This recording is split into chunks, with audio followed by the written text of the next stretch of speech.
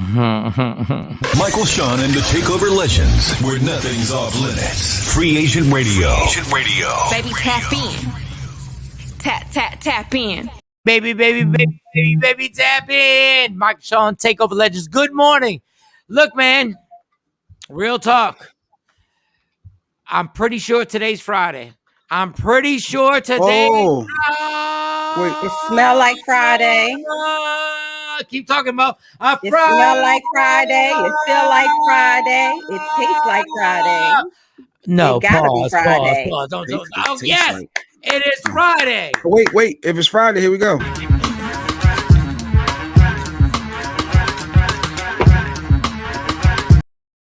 Oh, bring that back, guys.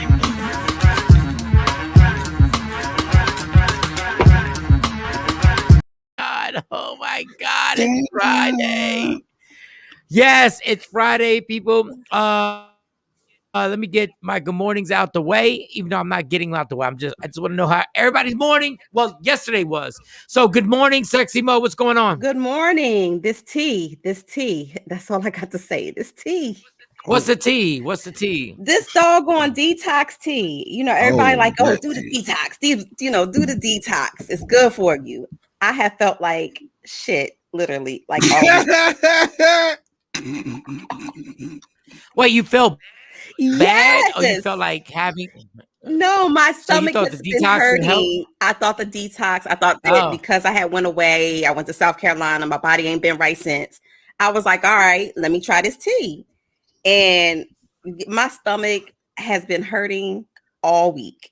I have been grinning on this show and bearing it, but literally it's been hurting. Well, it's probably first of all, you act like you went out the country. I mean, you went to South Carolina. You act like you had a passport. I mean, I went to the Island of Palms. It was nice, but I'm just saying the food, if you ever go, the food is crazy.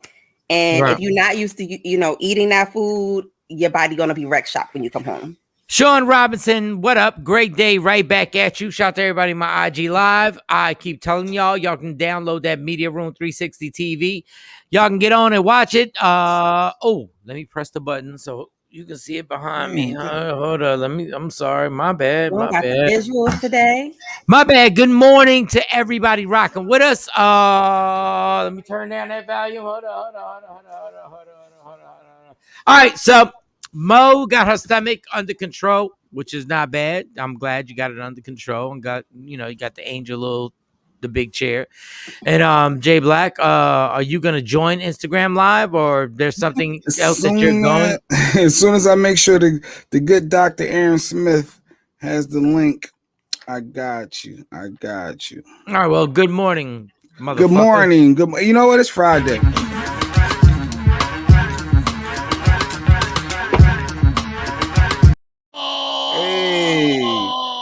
It's Friday. When I say I love you, it doesn't matter. It goes. Ashley, all right. Good morning, Ashley.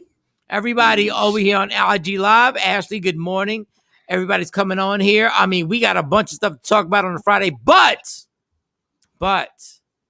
I want to get y'all to understand, no matter how serious we get, it's still Friday. Yes. It's still Friday, which means Jay Black, play that thing again. Play that thing again. Jay Black.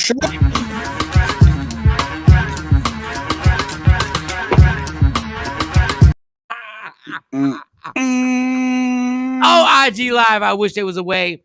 There is a way for y'all to see it. Download Media Room 360 TV, because on Friday, that's all we're doing. No matter how, I don't care what happens, we're going to deal with serious topics, and then we're going to dance.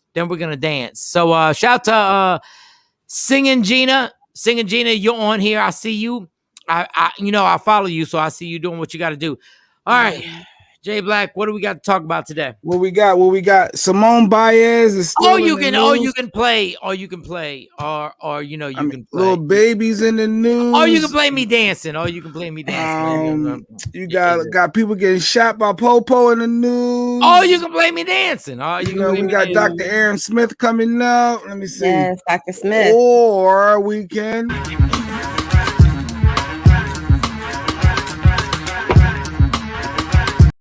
dancing. It's Friday. Those who are on Friday. Instagram Live, they can't It's see. Friday. They can't see the Y'all can't Friday see it. dance. You gotta join. You gotta go over to Media Friday Room 360 TV. Y'all can't see the Friday dance. That's why y'all gotta download Media Room 360 TV right now, so y'all can see the goddamn dance. Oh man, that's definitely a Friday dance. So me and Shawnee Scott, she's not on the show. She has things she has to do with her kids. They are track stars. We went on a road trip yesterday. We were I want to say what everybody says. We were getting the bag. We were on a search for the bag. For the bag. Just get to the bag. We drove like an hour and a half for the bag.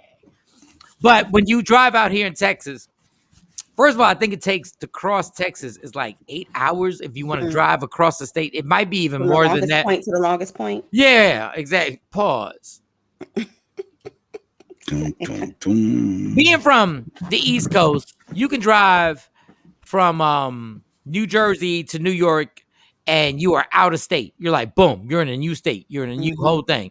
And then you go there. And there's a place called Buc-ee's. I don't know if anybody knows this. There's a place called Buc-ee's, right?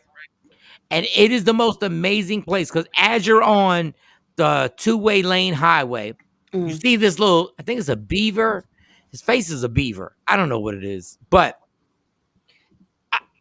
I just wish, I just wish somebody from the East Coast was with me in the car because I've been there before.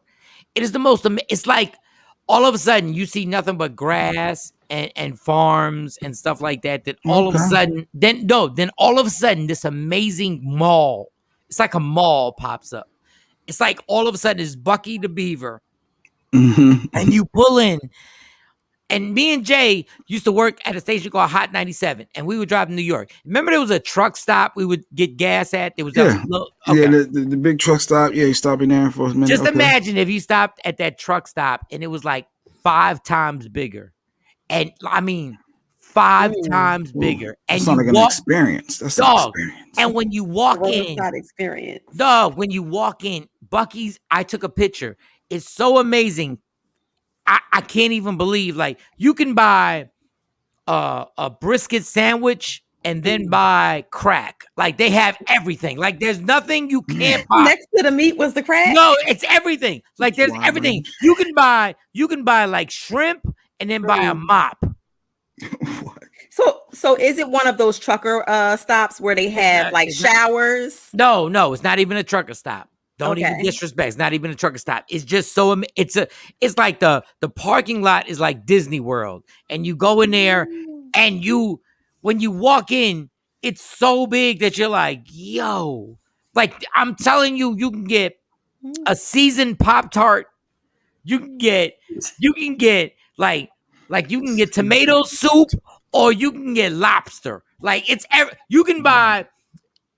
So I really should have done the video, but we were trying to get back. It is the most amazing, like on the low, everybody out south knows what it is.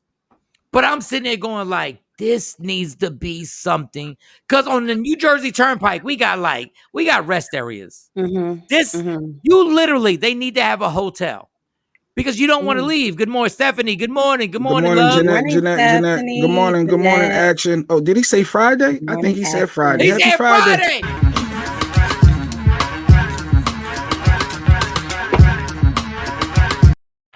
Every Friday. If this was sex, that would be Michael Shawn's safe word Friday. That would be the trigger word. It would. Action knows. Action. Can you please put a comment about Buc-ee's?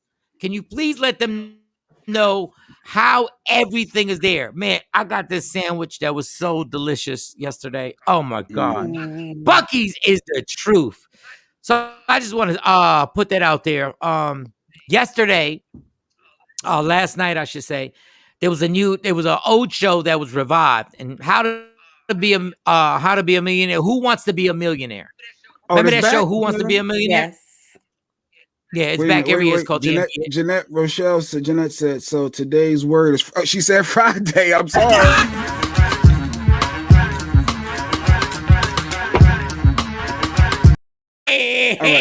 All right. Wants to Be a Millionaire? Who Wants to Be a Millionaire? Okay, I think the show is canceled, but it's never canceled. You know why? Because every year it's the NBA draft. The NBA draft happened last night. Who wants to be a millionaire? You get a million and you get some millions. And okay. And it used to be 1 million, and now it's like a lot more than 1 million. And this is why God had me born in the body that I'm in.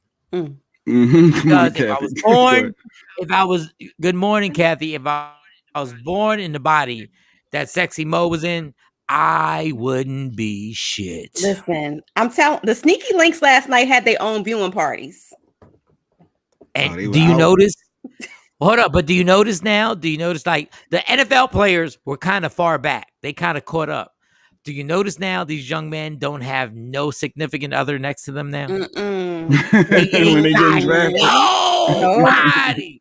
Nope. Ever since, I think it was like 2 years ago, an NFL player got drafted. He was at his house having a party, and he had his phone on his leg, and the chick tried to grab the phone, and he grabbed it because that was another chick saying congratulations, and he grabbed it. There's nothing now. There's nothing now. You're going to bring your mama. You're going to bring your aunties. Or if you're looking up, if your dad's in your life, he's going to be right there. Ain't no girlfriends don't count for nothing. I wish I would bring a girlfriend to my NBA draft. And no. And I'm going to lie. I know what I'm going to do. I'm like, look, ESPN said, unless you're related to me, you cannot be in the screen. You can't be in the shot or nothing. No girlfriends, no nothing. No baby moms, no nothing. If you a baby mom, you got to be an early baby mom. You got to be like, I got you pregnant as a junior in high school. Good morning, Dave. I see the like on Facebook too. Thanks, Dave. Oh, wait, yeah. So I guess they like 21, 22 getting into the league. 21, 22. Do you know the oldest? There was a guy who got drafted, and he was 24. Do you know he's the oldest guy to get drafted in 7 years? At 24 years old. In 7 years, 24 is old as hell. They got one guy 19, one guy 18. Paul said, that's funny. I got on late and knew you were talking about Buc-ee's without even hearing you say it. That is a Texas staple, a must stop when you pass one. They have every Paul action. So I can get a bacon, egg, and cheese sandwich and a phone charger. Hey, you can get a phone charger. You can sell your necklace. You can have jewelry. You can sell a pawn shop. You can pawn it. You can pawn it. Oh wow! Okay. You can get a condom and you can get a veggie burger. You can get everything. It's called Buc-ee's, huh? Okay, next time Buc-ee's. I'm in I've been to Texas, but I've never been to Buc-ee's. Now I'm going to have to drive for like 8 hours to get the Buc-ee's. Buc-ee's is amazing. There is nothing you can't get. Like it's like a supermarket, then it's a restaurant, then it's like arts and crafts, and then you're like you can get a bacon cheeseburger, you can get a painting, like I'm serious, you can get a knockoff Picasso while you getting your bacon cheese. Can I buy a car too? Can I buy a car or furniture? So like what they got? No, they don't have the car and furniture yet, but they're like on the verge. Like they're you can get a girl an ankle bracelet. You can Can I get my taxes done yet? You can get your taxes done, and they will get the deductibles correct. You will, you literally. I mean, they have an urgent care. It's amazing. Like just in case you have some Kathy. See, here go Kathy. I love Buc-ee's. Buc-ee's pajamas, Kathy. Get me a pair of Buc-ee's pajamas. Where I get them at? They got gear. They got a gear store. Shiny chicken. You can get a grill. Oh, like a grill for my teeth grill? No, you can get a grill for your teeth and a grill that you make hamburgers on. This, like, y'all got, like, oh my God, we got to get this. Like, we got to get this on the East Coast. I hear some franchise ideas jingling. You think we can get a Buc-ee's up here? I'm telling you, if you got a Buc-ee's on the New Jersey Turnpike, every other rest area will be shut down. Like, you will drive 12 extra miles just to get the Buc-ee's. Like when you see, I think it's a beaver, and you see his face, and I'm familiar now. I go, oh, there he go. Bucky the Beaver. Bucky the Beaver. I think it's a beaver. I'm pretty sure. Bucky the Beaver. I'm like, you know what? I could have peed right there, but I'm not. Why? I'm gonna hold it. I'm gonna hold it. I get the Buckies because I want to get a pork, a brisket sandwich, a pulled pork sandwich, and I want to get lottery tickets. Stuff say, Mike. You can get a haircut, a piece of ass, a divorce, have a baby. Stephanie, thank you. You know what I'm talking about. There's nothing you can't get at Bucky's. Yes, Bucky the goddamn Beaver. Yeah.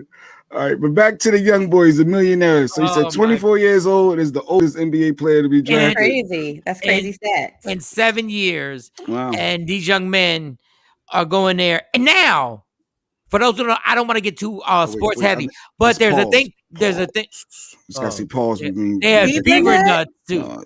Yeah, Shawnee got them. She got a bag of beaver nuts. And I was thinking, I was like, if that's what you want, I mean, I've been in the car the whole time. But if that's what you want, Kathy, all your childhood candy, Kathy, you ain't playing. All your childhood candy is sold there. He said they have the cleanest bathrooms.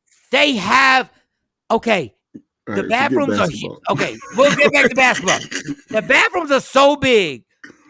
Do you know at every stall, if you're a guy, at every urinal, they have sanitizer and they have paper that you just press it at every urinal. It's not like you go to the sink and you get it. No. Every urinal is cut off and they have the sanitizer. They got I took a shower at the urinal. The urinal. I literally cleaned everything. I put everything on here. I did this. They had water, the whole nine. All we eating is Bucky nuts. All right, pause. But yes, Bucky nuts. You've been there. Bucky nuggets. Ladies restroom guy too. Yeah, Mike wouldn't know the ladies. Hopefully he didn't know. Yeah. Dog, it's amazing. Good morning, Jacqueline. Good morning, Queenborn. Go ahead. Queenborn. Dog, I cleaned my hands. Went like this. I got sanitizer. I got the paper towel right here at the stall. Like right there, right at the urinal. So you ain't running out of nothing. So you good. No, and then they had this huge mirror with sinks with more sanitizer, more paper towels. That's dope. Bucky's. Yo, I'm not mad at Bucky's. Okay, NBA draft. Oldest person, 24 years old. The young guys. And then, okay, so there's a thing called the G League where you don't have to go to college. You can go to the G League and you can just play ball. And they give you $100,000. So in the top, I think it was the top 10 draft picks, they were 3 guys from the G League, which means now everybody knows about the G League. And they're like, dog, that's college. You might as well just go here and get this $100,000. And now there's another league that's going to open up that you can go and you can get paid and then go to the NBA. I wanted Cameron Thomas to go to the Mavericks, but instead he went to the Brooklyn Nets. Yeah, good player. Went to the Brooklyn Nets. I went there and had my tonsils taken out. Action is hilarious.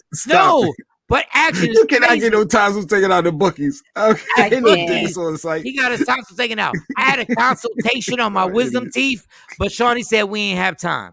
I had a consultation on my wisdom. Dog, y'all don't get it. Like, see, Mo and Jay Black don't get it right now because they've never been to a Bucky's. Stephanie, no, they're this place outside. Yes, Westbrook went to LA. It's a chocolate factory and the world's biggest gift shop. They have candy, nuts, popcorn, crazy soda in the world. Yeah, but they ain't got what Bucky's got. But that you ain't getting your tonsils taken out. You can't get. You can't get your bacon, egg, and cheese and get cracked too. You can't get a bacon, egg, and cheese and get your colonoscopy. At Bucky's, you can get it all. Oh, they can check your prostate and you can get gas. God damn it! So, who wants to be a millionaire? The NBA draft. They're back, and there were no girlfriends. There were I'm telling you, the sneaky links. They probably had their own viewing party. Their phones was probably blowing up, but it was no mishaps this year where No, there's nobody sitting next. No, nobody like sitting next to nobody. Russell Wilson is probably one of the. All right, Mo, I'm gonna ask you. Russell Wilson, married to Sierra, probably one of the nicest guys that if you look from a distance, you're like, he's a super nice guy. Mm-hmm. So when he got drafted, he had the white girl next to him. Mm-hmm. And obviously, she's no longer there. No longer in the picture. Everybody wants to just be sitting right there. If you're not pregnant, y'all, if you have an athlete that could be drafted, this is the worst advice ever. I preface the worst advice ever, but in reality, in the life we live, is the best advice. Girl, get pregnant. You used to tell me that all the time, and I used to be like, Michael, Shawn, what the hell you talking about? I'm trying to pimp out my uterus. But you might be on to something. You might be on to something, because it's a whole lot of bummy dads out here, a bunch of bummy baby dads. And so why not? You can either decide, okay, here you go, one extreme or another. Whatever you pick is correct. You can either say, I am going to wait, I'm going to get married, and I'm going to have a child. That is amazing, and I'm not mad at that. That's amazing. Or you can be, this young boy has a vicious jump shot. Or this dude is the best wide receiver on the University of Georgia. Yes. And we are in the dorm, and it is a Thursday. It's some guy's senior year is really their junior year, where they're going to go into the draft. You know he's going into the draft. That is the night. Y'all go to TGI Fridays. Not TGI Fridays. You let him get his drink on. You don't force nobody nothing, ladies. I'm saying it's both extremes. You don't force nobody to do nothing. Because you're smashing anyway. Yeah. You already know what's going to happen. You know, and you go like, you don't even tell him not to wear a condom. Right after the bucket of bones. After the bucket of bones and everything like that, you don't even say, you say nothing. Because he's waiting for you to be like, put that condom on. And you don't say nothing. He's waiting, you don't say nothing. Listen, it's not a fair game. You either say, I'm getting married, I'm getting pregnant, or I'm getting pregnant before he cops his contract. Or in the middle, like most of us, you get pregnant by mistake. It happens. Like it just, it just happens. You just happen to be like, okay. But I'm not mad at y'all women. But what the NBA and the NFL has now done, and side chicks all over the world, and girls who thought they were main girls all over the world, they're getting cut out. If you're not engaged, they're getting cut out the whole draft process. They not letting nobody. It's your mom, hopefully your dad, your cousin, granny. There are no girlfriends allowed in the NBA draft anymore. Y'all have been shut down. On your IG, the funny man LG says that Westbrook got traded to LA. Is that Russell Westbrook? Russell Westbrook is with going to the Lakers or the Clippers? With the Lakers. The Lakers. Wow. Yeah, it's about to be a problem. Wow. It's about to be a real problem. I'm excited for the next season. No excuses now for LeBron with this year. Why does he need? And KD. I mean, like KD. You mean the team? Anthony, AD. It ain't. Don't say that about LeBron. No, they should have won last. They had everything set up. They got hurt. Injuries are part of the game. So now, they got hurt. So, no, I'm a LeBron supporter. I'm a LeBron fan. No, but I mean, I can't help it if AD. He can't help it if AD got hurt and couldn't play. Well, one player shouldn't. Should one monkey stop that show? Yeah. He said, yeah. No, not necessarily. Yeah. It should. So you build a if strong. Tom Brady gets hurt with the Buccaneers, he stops the show. Right. Yeah. It goes down. Well, they said that about the Eagles, and we still won a Super Bowl with Nicky. Yeah, but your dude wasn't that good. We found out in hindsight. We found out in hindsight. It was an MVP season. What do you mean? What did he turn out to be? What did Carson Wentz turn out to be? We talk about the year that we won the Super Bowl. He was an MVP. He had it. It was done deal until he got hurt. And come to find out, your team was that good. It wasn't Carson Wentz. Well, your team was that good. So that's why LeBron with AD going down. If LeBron goes down, who's stepping up? AD goes down. Who you got? Who you putting in? That's why they got Russell Westbrook. Russell, big shout out to him. Look, if Michael Jordan got hurt with the Bills on a championship run, it's over. It's over. It's over. It does not. You can try and work hard, like win a few games and whatever. I mean, it's over. If Allen Iverson, when he was with the Sixers, got hurt, they wouldn't even have made the playoffs. That was a one-man show. Like, go ahead, Aaron McKee, take over. People like, who? I ain't heard that name in a long time. Eric Snow. It was Eric Snow. Eric McKee. How about this? If Aaron Rodgers didn't go back to the Green Bay Packers, guess what happens? They don't make the playoffs. Now, Aaron Rodgers is back in the building, and they have a chance to win the Super Bowl. Yes. Just like that. It's just a bad, like that whole monkey thing. You feel funny saying monkey. Like, everybody feels, he's like, oh. One monkey don't stop no show. My mom always said, one monkey don't stop no show. And you said it hardcore, too. One monkey don't stop no show, goddamn. No, that's it. Jay Black. One individual does not stop a show. You ain't getting me caught up in that. Yo, put yourself on Instagram Live so we can get this popping. But so the NBA draft was amazing, and all right. We're not gonna go sports heavy because I see where that comment is going. No. Won a ring. No. I wasn't even No, I'm talking to one of the viewers. funny man LG said Westbrook should have won. Yeah, Chris Paul should have won a ring too. John Stockton should have won Charles a Barkley. ring too. Yeah. Charles Barkley. The list goes on and on and on. You can't win a ring unless you got the squad. The squad. Yep. All right, so who is this? Is it a white girl that took the baby? All right, so I'm driving home with Shawnee from the road trip, and a program director hits her up and says, the baby's gonna have to apologize because his company has taken top 40 radio has now dropped his music.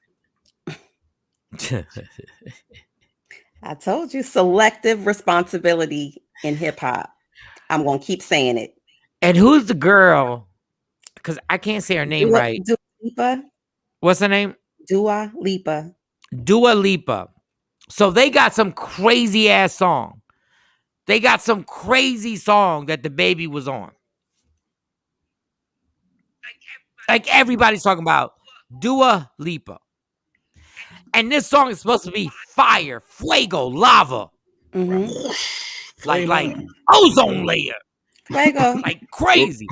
Ozone layer. Fuego. And they dropped. They took the baby's verse off, right? Get him out of here. Get him out of here. Get him out of here.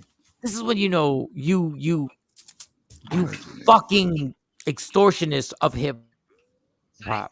So they say, we're gonna put Pop Smoke. They replace it with Pop Smoke. Because you still want the street cred, right? You still gotta have a rapper to make sure that you get your street cred and make sure you get your crossover and make sure that you get that audience, right? Do you know, rest in peace, Pop Smoke? Do you know who was more ignorant than the baby? Do you know who would go harder than the baby when he was alive? Do you know who would have said worse than what the baby said? And Pop Smoke. So they put Pop Smoke on, and then they put this. This is the verse, right? Yeah. This is the verse that they put on. That's one of the lyrics. It looked like the lyrics. That's one of the. All right, can you? Verses. All right, Mo. I want a woman to read the lyrics. If you can you see it? Just the highlight part. Yeah, Jay Black make it so small, but part of the lyric says, "I can't f with these niggas because niggas is gay. All on my page sucking dick," and that's Pop Smoke's lyrics. That was the replaced lyric. It's funny how she edited the fuck, but said niggas and gay. Still said that. Yeah. Sucking dick. She said all the other words, but all the other words. I can't say fuck, but I can say all these other words. So these dumbass this is what I'm telling you, and I'm about to. I hope like 640. That means 740 in the East Coast. This is what I'm telling you about the ignorance. So they put Pop Smokes on, right? Yeah. They put Pop on there. He's talking the same grimy shit, and I'm not mad at him. I'm not mad. But that was more direct. Like that was more like more direct. No, you couldn't interpret it another way. That was just straight. Because you white folks sit in these executive board meetings, Stephanie. I love her. If you don't want see me dancing with somebody, she pretty cool. What was that comment for? What was that for? I think it's for Dua Lipa. For Dua Lipa. Mm-hmm. All right, fuck her. Listen. What in the world? And she don't even know her people took him off. You record execs, you fucking white record execs have sent your kids to college, have sent your nieces to college, have sent your godkids to college based on the inappropriate, disrespectful actions of hip hop. And now the baby says something at a concert and y'all fall back. Y'all go like, oh my God. Oh, you guys don't like it? Elton John, cool. You got Elton John. She got, I mean, she started the fire. She got Elton John. Oh my gosh, I can't believe he said that. Rodney Terry said, I love when Mike get frustrated. Rodney, he hold on. Let me just finish. Here we go. Watch. Let me finish this. You guys have no problem when a rapper says he's blasting other black people's brains out. You have no problem when he says a black woman is sucking his dick at clubs, at parties, or whatever. You have no problem with that. And you white people dancing have no problem with that. I'm not saying what the baby said wasn't disrespectful and inappropriate. It's just funny when a rapper's talking about running a train on a young girl and kids are listening. You ain't got no problem with that. And you record execs will sell that and make millions and millions and millions and millions of dollars off of it. But when the disrespect starts hitting a certain section, then y'all go like, oh, let's take them off. And this is the ignorance of it. Y'all take the baby off. Y'all put Pop Smokes on because y'all don't even fucking listen to the lyrics. Y'all just sell everything to everybody. And then y'all like, it's amazing. The car you're driving is based off of hip hop. There's not a record label that these record execs aren't sitting around with their fucking watches, their jewelry, their vacation spots, their private jets are based off of this inappropriate, disrespectful music. And now y'all want to slow down and be like, yo, take them off. Fuck you. Fuck you. Every last one of you. Every last one of you. You can't take a piece of the disrespect and ignorance when it's convenient. And then when somebody says, oh, I can't believe he said that, go like, oh, I can't believe it either. No, you was part of it. No, Steph, he wasn't saying fuck you, Steph. No, Steph. No, Steph, I wasn't saying that. Yeah. She's like, damn, fuck me. He was just singing her song. He knows. Look, people coming to your defense. That was nothing to do with that. It's just a hypocrisy. It's like, let's say you make $1 billion off of porn. And you're like, you selling this porn. And everyone's like, oh, good, we selling the porn. And then somebody happens to have sex and put their dick in somebody's ear. And somebody gets offended. Like, you're disrespecting ears. And then everybody, and then you go, hold up, earlobes. Wait a second. And then they pause. And then you go like, wait a second. We're going to take him out of here. We're gonna we have taken him off the label because he was putting it in the ear, and then they put somebody else on it. Like, so we're gonna replace him with this person, and they was in the other ear, left ear, left. Dude, like you are. This is the prime example of why when people get mad, and not all white people, but this is why people get mad when white people get part of a culture, because you pick and fucking choose which one you like, but you only do it when, let me show you what you do. You only do it, right? Hold on, I'm gonna do this. I'm gonna do an example. Hold on. Do you see where the light goes off? When you in the dark, you in the dark dancing to the ignorant shit, and you're like, oh shit, fuck this dude, shoot this dude, smoke this crack, baking soda. And then all of a yeah. And then all of a sudden somebody puts the light on like this, right? They put the light on, then you go, oh, what? No. Hey. Yeah. Oh no. That's horrible. I don't listen to his music. You Dame Dash called it. You culture vultures. And we know we know the ignorance of this music. I love hip hop. Can't nobody tell me shit about hip hop. I've been in hip hop since 1980. 79 was the first time I heard a hip hop song. Y'all can't fuck with me when it comes to that. I know where this is going. I know where this whole thing is going. And now y'all want to get mad because hip hop's aggressive and ignorant and what? But that selective responsibility that they keep putting on hip hop is self-serving and it's some bullshit. The it's baby okay got hear somebody say shoot up the club, and you like, yeah, shoot up the club, but it's not okay to talk about this. I'll put that comment up. What's that comment? What was that comment? Listen, it's all foul. That's pretty much all. It's not all lyrics, Stephanie. So slow down. Let's snob on my knob. You're talking. Yes. That's not, and it's all the history of hip hop. Number one, it's not the history of hip hop. It's what the record labels and these white people put out there, because when everything was positive, they said, "Nah, we're good with that. We're not gonna take down the system." Because J. Cole, Kendrick Lamar, Talib Kweli, even Big Sean don't have lyrics like this. But you guys were feeling the baby. You guys were on his dick. You were like, the baby is the greatest of all time. And then what he said, not in his songs, what he said in between songs at a concert, y'all trying to shut him down. Y'all love the whole catalog. 80, 90, 100,000 people, 70% white. Y'all been rocking and buying everything. And now he says something in between the songs. You're like, oh my God, I can't believe he said that. You can't believe he said that, but you were cool with everything he said when he was talking about getting his dick sucked by multiple chicks, and that was cool. That was okay. Shut your ass up. Shut your ass up. That's why it becomes a fad. It becomes a fad with y'all, and then y'all move on. When y'all get older, y'all like, oh, yeah, back to the Beatles. And I love the Beatles. Dave Burns, welcome to Hollywood, where two musicians collaborate with each other and a comment, which is really offensive, cause a rift between that. But surely doesn't affect the baby's money at all, but probably social status. And I just hope the baby and his streaming money and the money that he has, that he's good.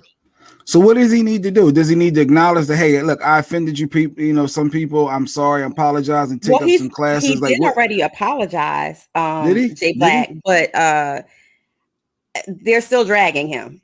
No, he apologized. He apologized. He apologized, but he cut short. He was like, I always get it wrong. The LGBTQ. And why? The other alphabet community. Yeah. First of all, if y'all think we're gonna remember that, like, that's ridiculous. The community. Just call it the community. Whoever was the marketing person, that is not like, it's HBO. It's TMZ. Well, they added to it the Q, because it wasn't before. It's not a good marketing ploy. At first it was LBGT community. But he said the LBG and everything like that. He was like, y'all keep going.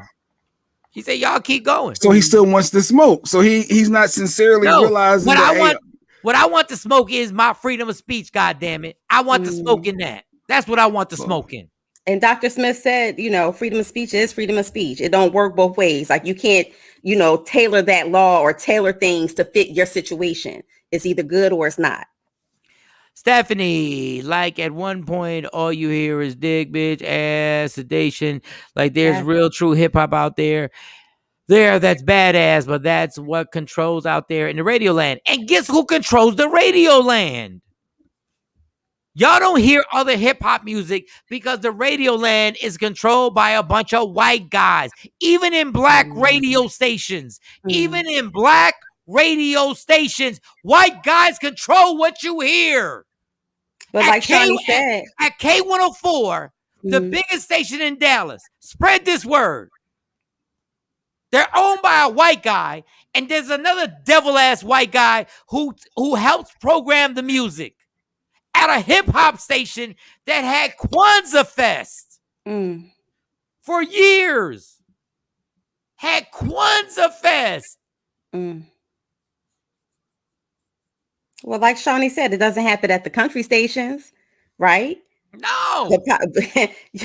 So, we pick and choose. All white women, Shawnee. All white women. Yep. Y'all, yeah, and the top 40 stations, this is what I mean. And rappers was saying this. Stop getting, if you sell out to, and it's not sell out, you're getting money. Everybody wants that money.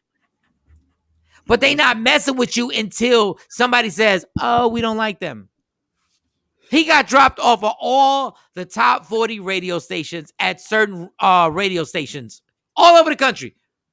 All these media companies are like, yeah, take them off. Take them off. Treat them like the N-word that they think of them. Treat them like the N-word that they've been calling him behind his back the entire Don't they have to? time. They got to protect their finances. If you're going to lose sponsorships, I mean, hey, it's part of it, ain't They're it? not even taking him off for what he said on his song. They're taking him off for what he said at a concert. And my thing is like, have you really heard? That means if Elton John said something, if Bon Jovi said something at a concert, you would swipe him off? No, you wouldn't. Shut up. No, you wouldn't. Unless they blatantly said the N-word. And that's similar to Nick Cannon. Wasn't it something he said at a show and then they tried to take him off TV and he stood his ground? Yeah, they tried to take him off TV because he was like, yo, he had a comedy routine and they got him back on here. But it's this cancer culture nobodies that sit on Instagram. It is about sponsorship, Shawnee, because those stations can lose sponsors if you're playing the music. So they're like, well, look, I'm not taking that chance. So before I lose my Pepsi or Coke deal, I'm out. Like, baby, this one monkey ain't stopping this show. And this is why when you urban radio stations, when you so-called black radio stations promote everything on black this, black that, black this. You gonna say something now?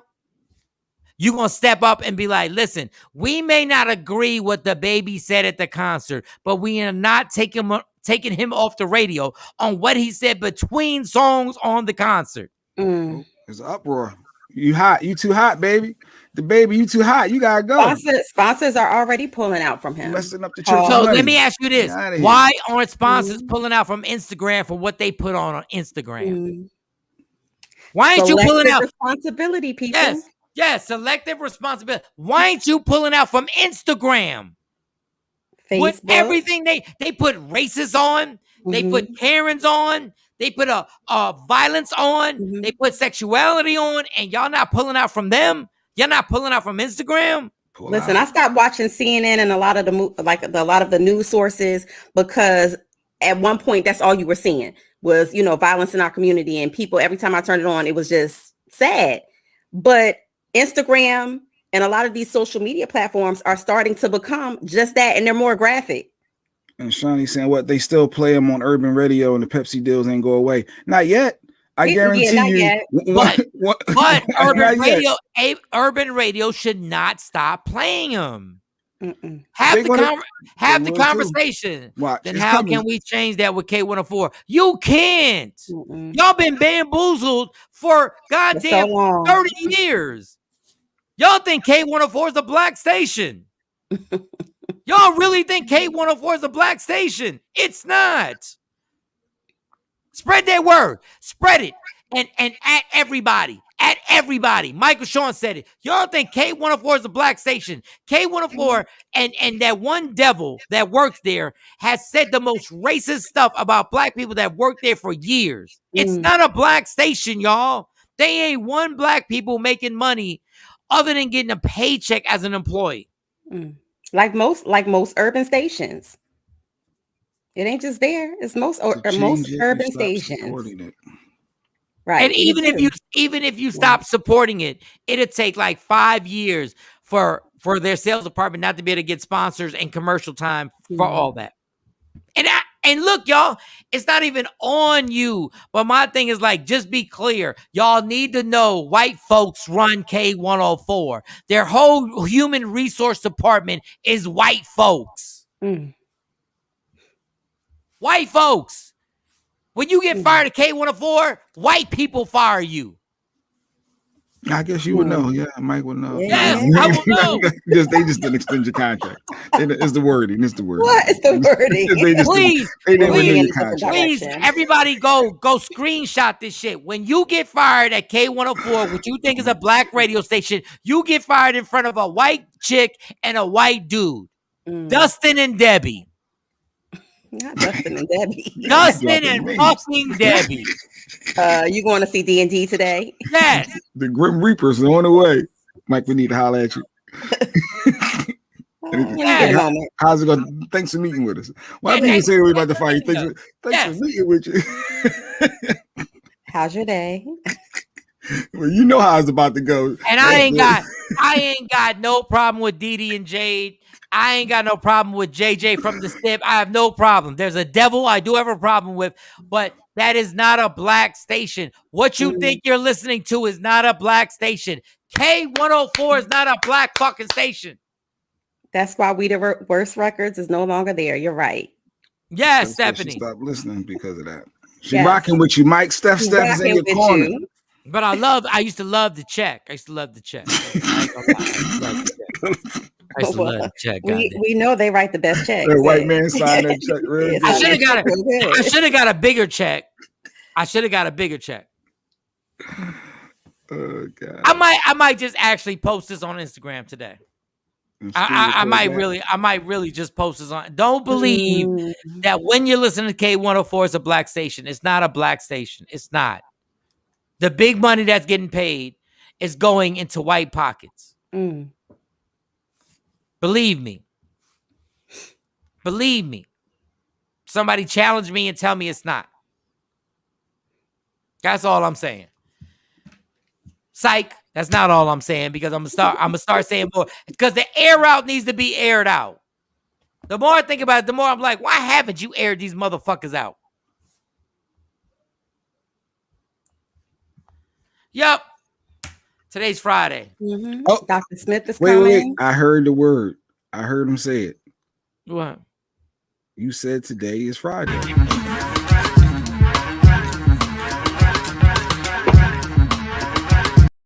And that was in the K104 studios, who is not a black station. So you did the Friday dance in K104 studios. Not a black station. The irony of it all. Yes. And it is Friday, so for those of you who can't see on Instagram Live, please go to Media Room 360 goofy dance at a. Did she say Friday?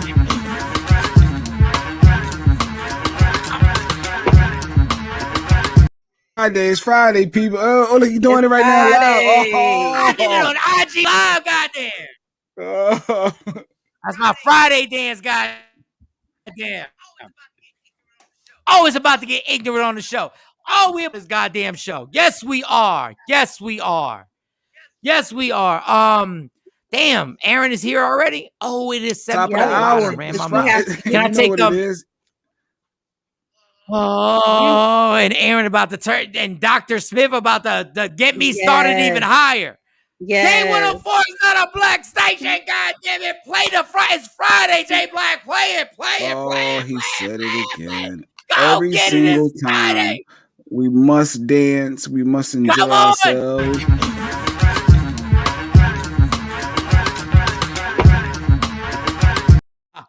Oh, RG Live.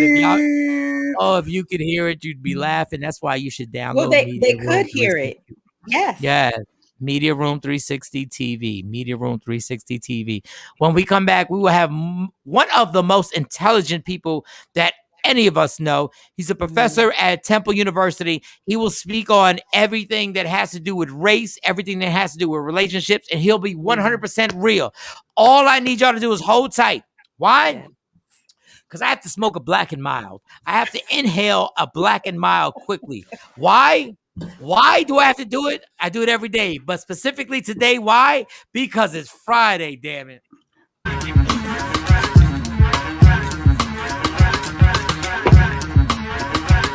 Black is plain sick of me now. All right, y'all. It's Michael, Shawn, and the Takeover Legends. Shawnee Scott is not here. So J Black is overwhelmed because he has to do all the other stuff. You got to press the button. Tam.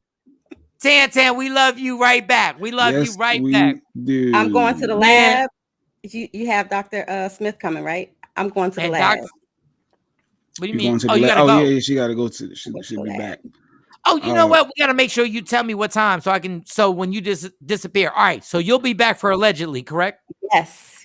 All right. I will be back. Ladies and gentlemen, I don't know if this is safe, but it's just Jay Black, Aaron Smith. No. Sometimes I call this. I call when the ladies are talking of vagina monologues, but this is not. This is straight just balls in your mouth. And Tam said, "Oh yeah, happy Friday." She said the trigger word.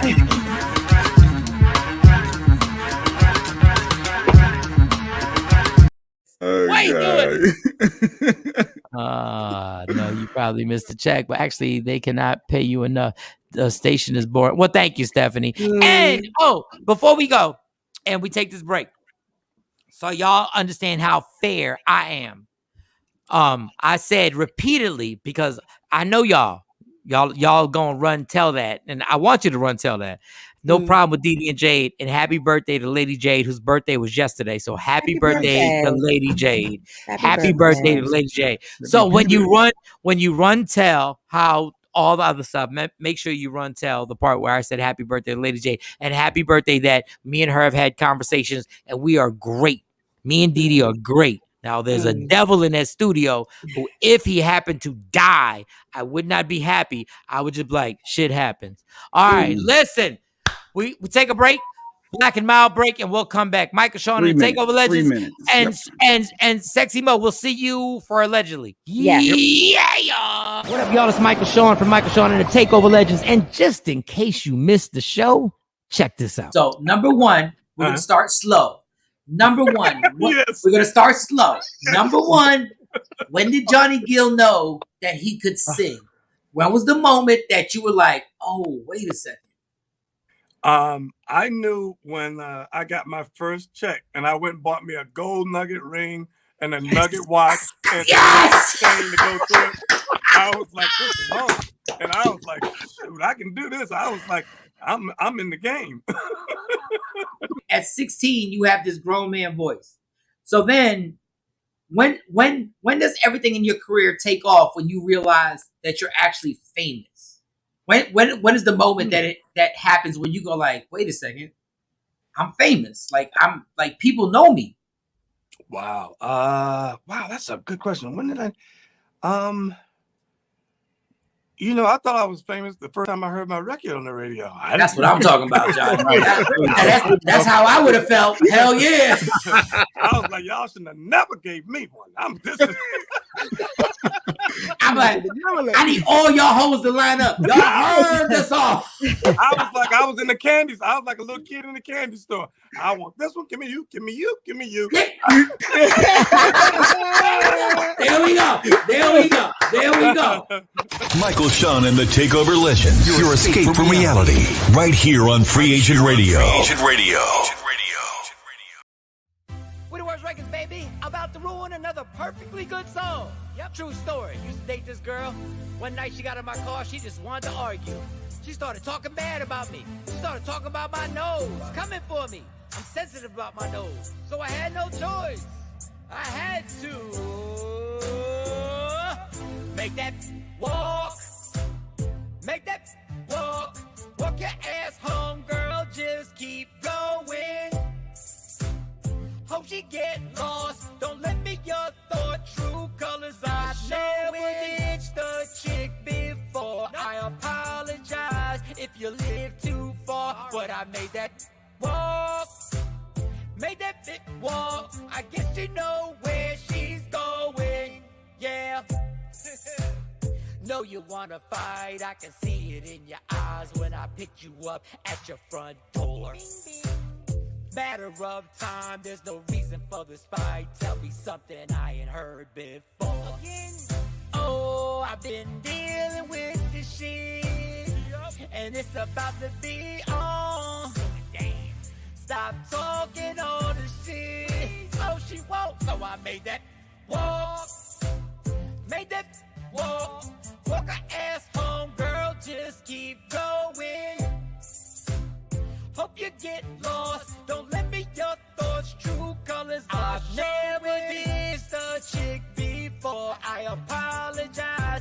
you live too far, but I made that walk.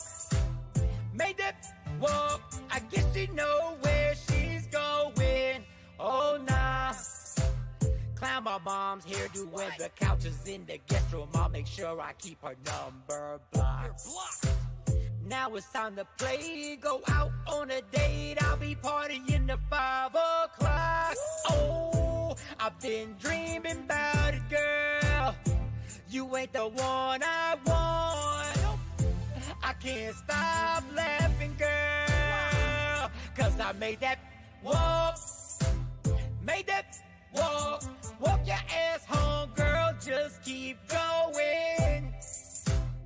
Hope she get lost. Don't let me your thoughts. True colors are showing. Get out my car and stay out my car. You don't talk about my nose.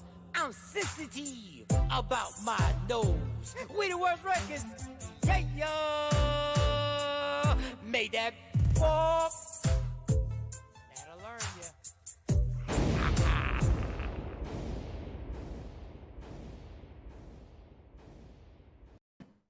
Don't never stop if you wanna be on top, yeah.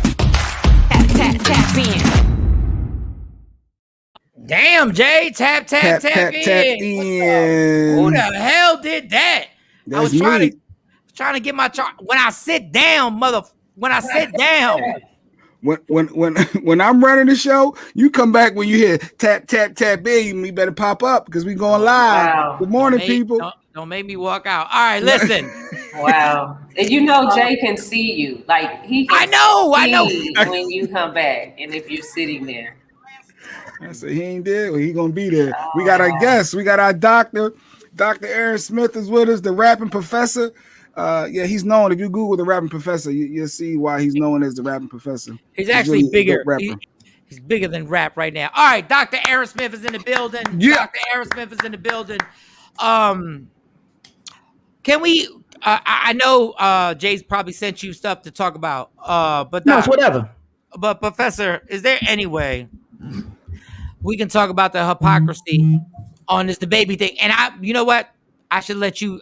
I shouldn't lead the witness. I've been told I've lead the witness and I badger the witness and all that other good stuff. DaBaby made comments, and what do you think about it? Oh yeah, with Lil Nas X, right? Yeah, but no. During the concert, if you didn't see it, he said, if you're HIV free and you don't have any STDs, put them cell phones up. Yeah. And the water comment and all that. Yeah. Yeah. I know you have to be careful about it. I really don't, because we have this beautiful thing called the Constitution, and the older I get, I remember we were talking about Chuck D and Elvis and all that. And, as a young idealistic revolutionary, you're more of a fundamentalist. You're not really nuanced and you don't really see the full spectrum of other people's perspective on things. But as you get older, I've become so much more of a proud American every day, because I've recognized, for instance, the sacrifice of the colored troops and the fact that if it wasn't for these black men joining military forces, there might not be an America. Back in the day, I would say people are silly, and to trust America. But now I'm realizing it's more nuanced than that. But there's this thing called the Constitution that says that you can say what you want. And if you take that away, this is the first one now. If you take that away from people, it is not a slippery slope. It is a cliff. We will go off of a cliff. So whether people are trying to force people to get medication or tell people how they should have their conversations, it's an unconstitutional situation. And people need to see that, whether it's their side of the argument or not. You can't tell people what to do. Why? Because we're Americans, damn it. And if we're Americans, pride in being American, the freedoms, what makes us special, what makes us exceptional, are freedoms. So anytime you see somebody treading on people, don't tread on me. Anytime you see somebody trying to take somebody's liberty, which other people were willing to die for. Anytime you see people trying to just totally suppress people's ability to be a full human being. I think Dave Chappelle said it best when he said, don't you think it's odd, to paraphrase, that it was easier for Bruce Jenner to change his gender than it was for Muhammad Ali to change his name? You don't see an inconsistency here? Oh, boy. You don't see a problem where you can go and decide, like Dave Chappelle joke said, I'm Chinese, right? He can just decide that everybody else could decide what they want to be. But I can't even decide to be a free-speaking human being? This is ridiculous. And the black man is at the bottom of this hierarchy, and that's why I'm so passionate. Because I know for a fact that a lot of people are saying things that have been offended. They had a book called The Bell Curve that said black people were predisposed to be less intelligent. Dude wrote a whole book, had a whole career, didn't lose tenure, went on interviews. You know why he got to say that, Mike? Free speech. David Duke, former Grand with the Ku Klux Klan, ran for office, was on Jerry Springer, everything. You know why he was able to do that, Mike? Free speech. Yep. But you can't disrespect the whole community though, right? Without having backlash. I mean, if it's backlash, he just named people who disrespected the whole community. Donald Trump said it's whole countries. He didn't lose anything for that. So it's one thing for taking backlash. It's nothing to Tory Lanez, the baby, Chris Brown, to lose opportunities and all that. They're already pulling different agreements with clothing lines and all that. That's the difference. The difference is when they don't like what the Honorable Minister Louis Farrakhan says, he's censured on the floors of Congress and he's taking off Twitter and Facebook and YouTube. When they don't like what Trump says, he gets more free publicity. There's an inconsistency that's so disgusting in this country. Where it's like, why? Put it this way. Who cares whether we like what he said or not? Why can't he say it? Let's go. Let's start there. Let's start with the Constitution. Let's start with human rights. So what? I don't like a lot of people and a lot of things people do. I could say that.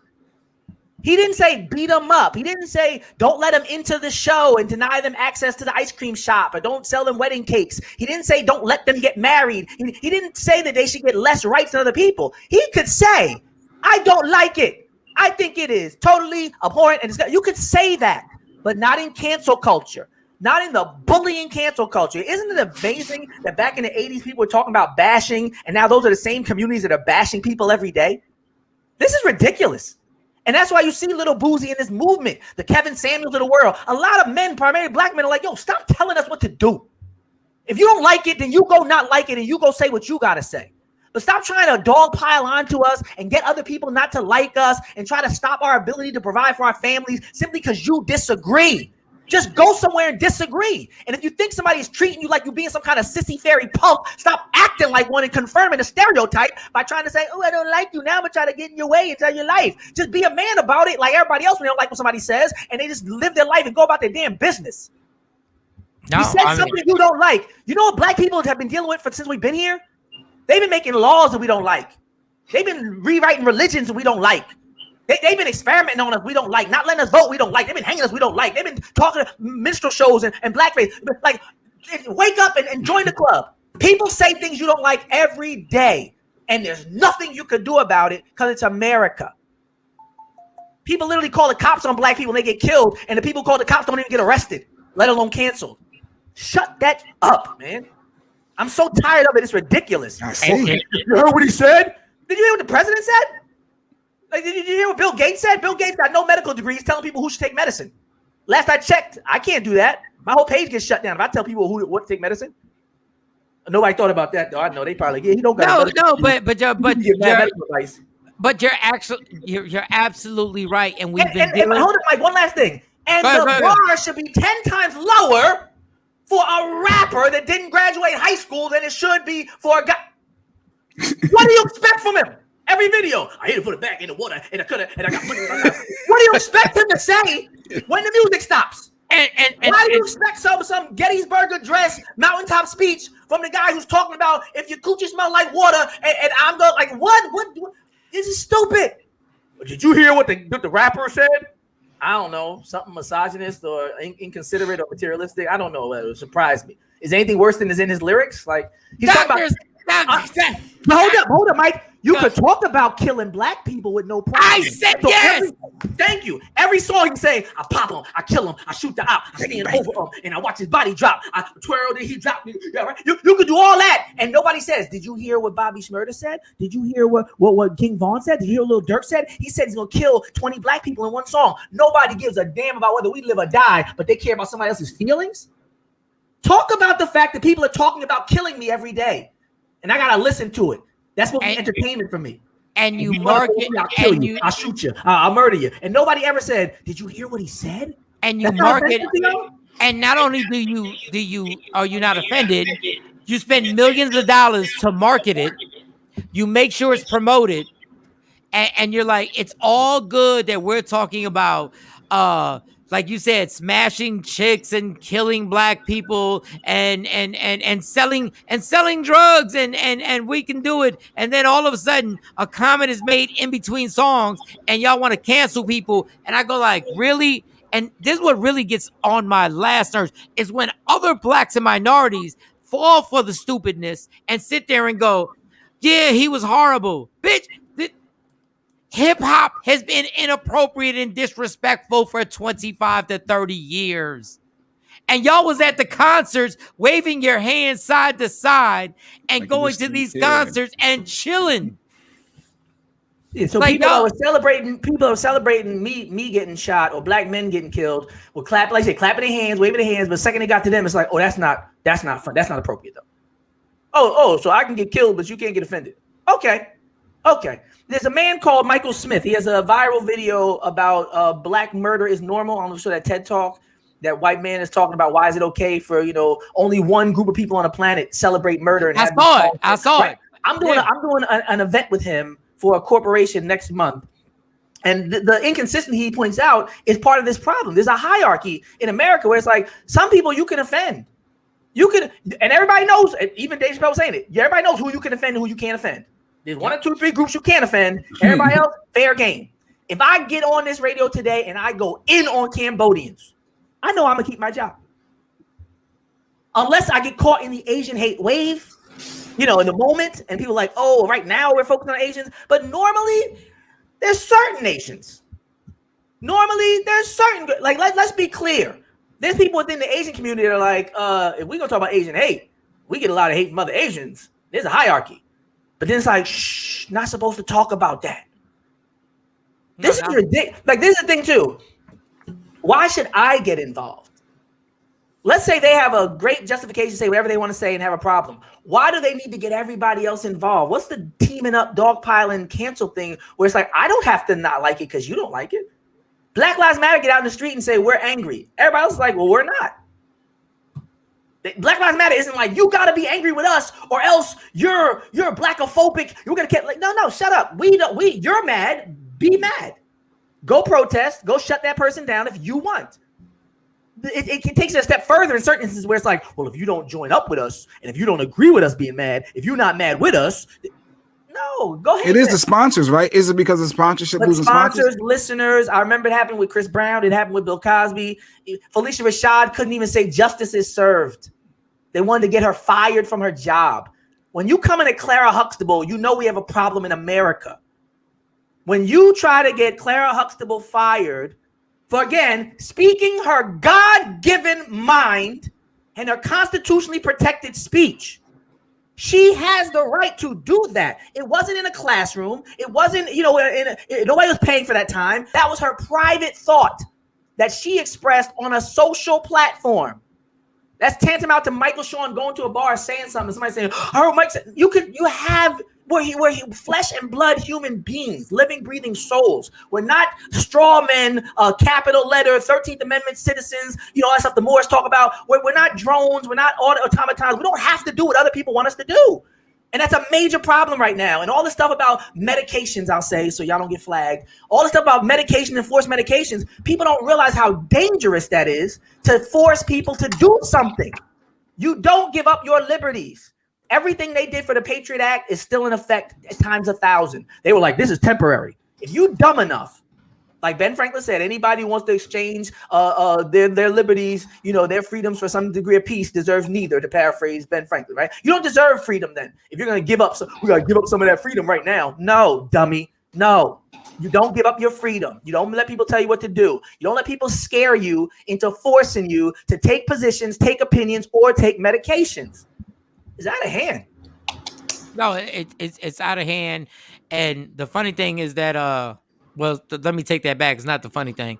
The ironic thing is that everything that rappers have said that you guys have made so much money on, that you have sent your, and I'll repeat, earlier in the show I said, you have sent your kids to college off this money. You have sent nephews to college off this money. You have left wills and legacy off this money. And now all of a sudden you want to say this was real ignorant. And then we can quote 75 different verses that you go like, you were cool with that? I can quote one of the greatest rappers of all time, and you were cool with what he said, and it was super homophobic, but you ain't care at the time, even though you knew it was. You ain't care because you were like, you're making money. Now everybody perks up, and now it's like the baby needs to get taken off of this. Listen, I've been telling y'all, I don't agree with what these rappers have been saying, but I do agree with their right to fucking say it.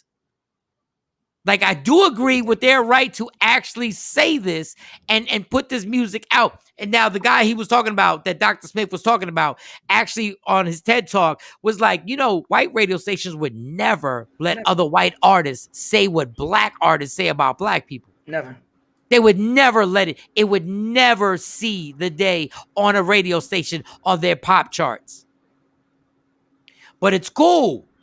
We all right with it because they're saying they're gonna sell drugs, kill. They're gonna call black women bitches. They're gonna do whatever. I don't agree with that either.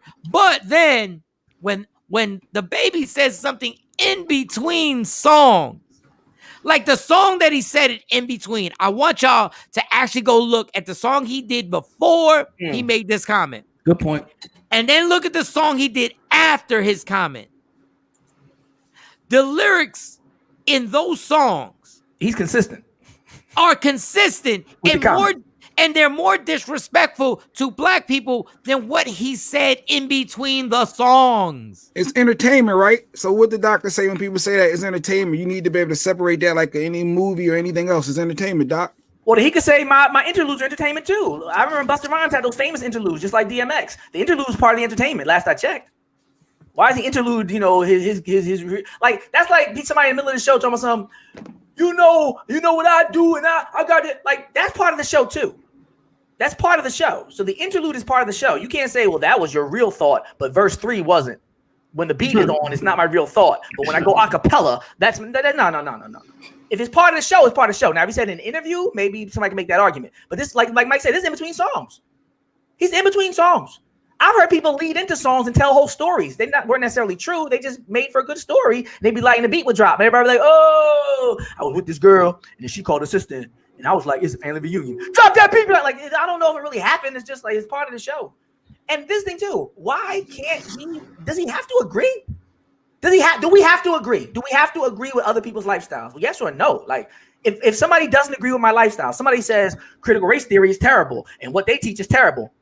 Sound familiar? People have been saying that for the past 5 months, Jay Black, telling me what I teach is communist and Marxist and anti-American and terrible for their children. So that makes me a terrible person. I'm destroying people's minds. I'm anti-American. You know what I do? I sit back, mind my effing business, and keep living my freaking life. I never go, that person that said critical race theory got to get canceled because our feelings is hurting African-American studies and they're not letting us in. Shut up, man. Do what everybody else do. Put your panties up, man. And then the funny thing is, there's the one thing that really got me when he said, if you are HIV, if you don't have HIV and you don't have any sexually transmitted diseases, make some noise. And people are like, well, what about the people who have it? I said, okay, so that's where we're going with this. So I said, if somebody grabs a mic in front of 80,000 people and says, all my women who got a job and don't depend on nobody to pay their bills, make some noise.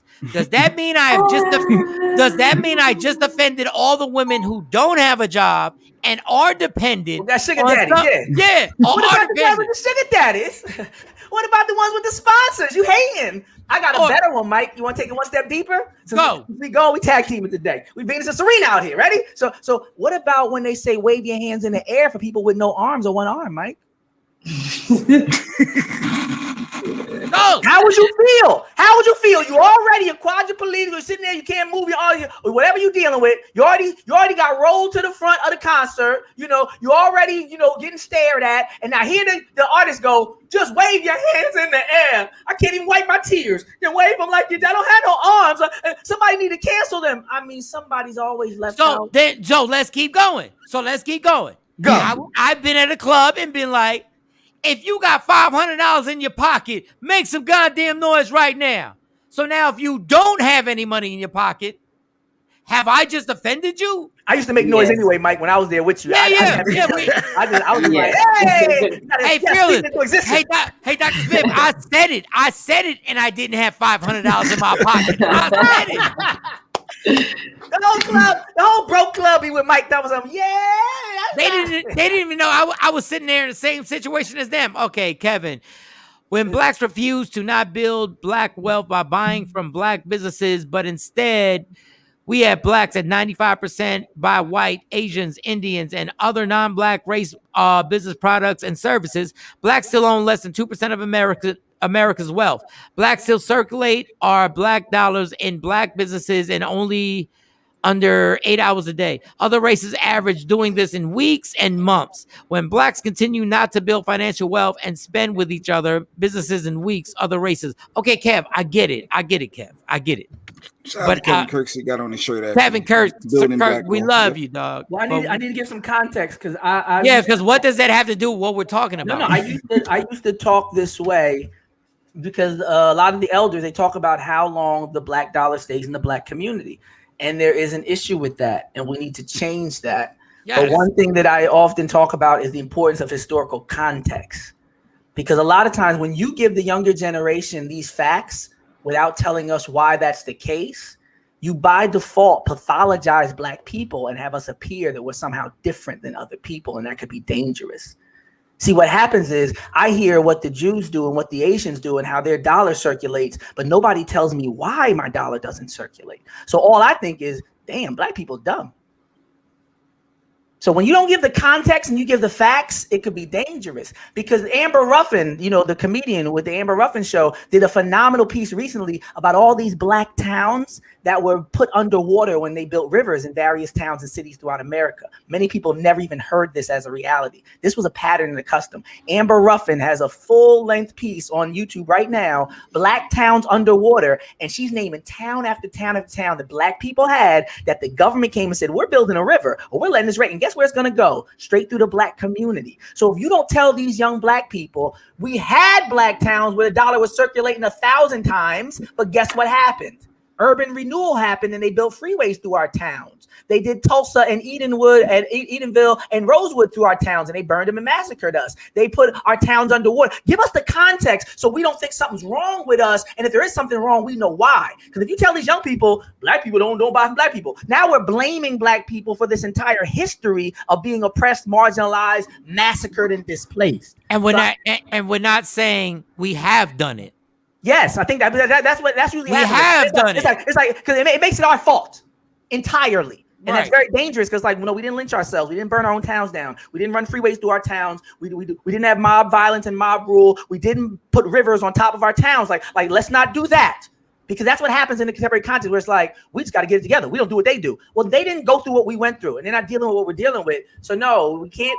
But is there some truth to that? The blacks not really, do we seek out to support black-owned businesses? Accountability is part of the conversation. But this is the thing, like reverse engineering. We got to say why.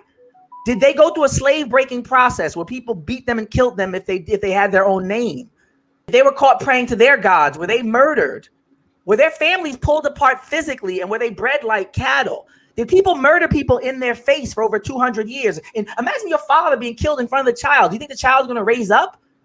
Do you think the child's going to cooperate? When they had rights to assemble and gang ordinances and all that, these loitering laws, vagrancy laws, these are for black people. So all this 2 or 3 people together, they say, get off the corner, right? These are our laws. Where we had the right to assemble, even on the plantation. We couldn't even pray together without had the presence of a white person. So if 100 years later, we don't work together, like, dude, yes, of course. They worked for 300 years to make sure we didn't work together, didn't marry each other, didn't have families, didn't love each other, didn't do business.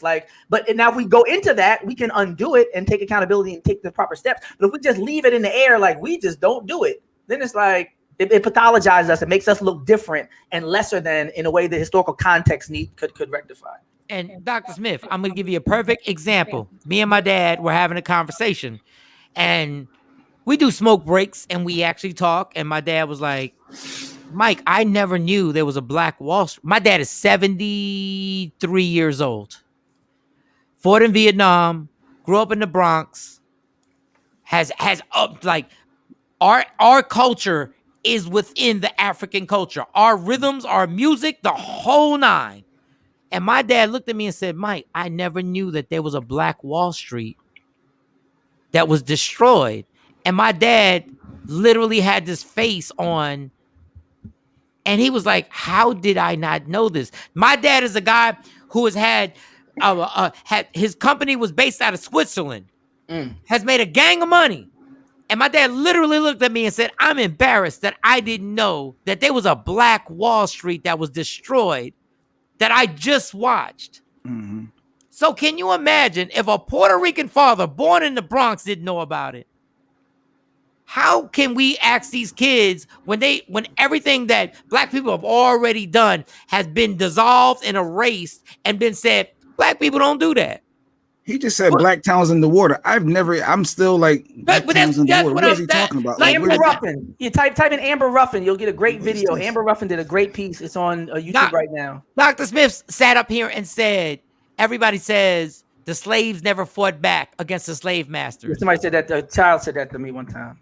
And I've heard that from adults. Why did they fight back? Kanye said it, right? and then he broke it. They did fight back. But remember, the white slave masters had the guns. But more importantly, they had the pen to tell the story after. Yes. So you don't hear about Haiti beating Napoleon. You don't hear about the true story about the Alamo Cut. Like you don't hear about the 100-year wars and all the times that the indigenous people beat the like you don't hear that. They like this the winner tells the story.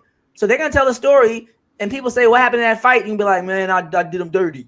Like, of course, you're gonna say that. And the critical race theory, they don't want to say it because they once again it's about the pen. Mm-hmm. It's about the pen. We're not gonna change the narrative. We're gonna make these kids believe. One person on Instagram said something that was, and I'm not quoting Instagram because please, Instagram is not to be quoted all the time. But he said, "Can you imagine?" If somebody took the story of Bill Clinton and Monica Lewinsky, yeah, I heard and that then 100 years from now, it goes, Bill Clinton had a relationship with a woman he loved, and he sacrificed his presidency because they were attacking her, and made him look like a hero, and he was in love. That's not what happened.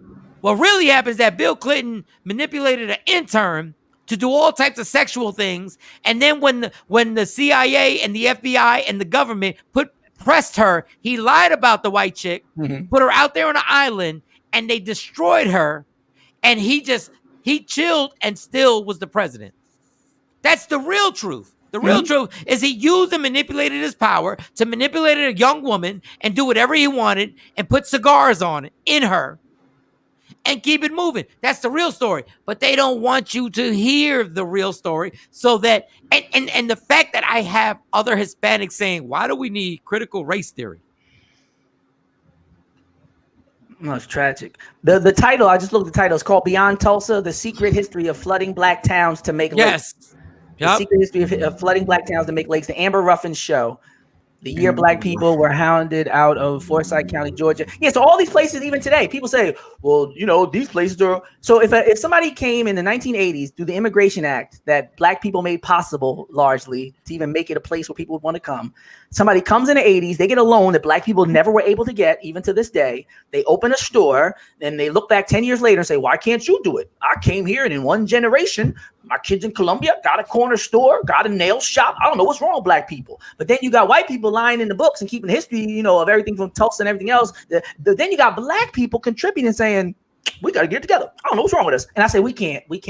If anything, we got to lean in against the pathology because we already know all the history that's being erased. We already know all the lies being told. So the accountability argument for me is something I'll talk about later. You're going to get this context and these facts first. Yeah, accountability. Matter of fact, if it's accountability, we'll handle that part. While I'm talking to other people, don't worry about the accountability part. That ain't for you. Your part is to know the truth and to not think something that's not true is true. We'll deal with accountability internally. The same reason why you don't see no Asians on the news talking about other Asians in public. Speaking of accountability, they love to get us to talk about each other and talk about what's wrong with us. What about the accountability? We'll deal with that ourselves, just like y'all do in private. And what you're saying, even in the Jewish community, yeah, they deal with that in private. So they go like, yeah, we're gonna handle what our issues are between each other together. But we are never gonna sit in front of a camera and be like, what we need to do, what y'all need to do. That's their go-to. Don't y'all take some counter? Don't you think? We'll talk about that when we leave. Right now, we talking to you. And while we talking to you, we're going to make sure that you got your facts straight and you don't try it and you don't lie about everything from Tulsa, Oklahoma to burying black towns underwater, because that's a myth. Even I watched me and Jay Black were talking about the insurrection, right? Mm-hmm. I was watching 1919, what they called the Red Summer, because of all the race riots that occurred during that summer.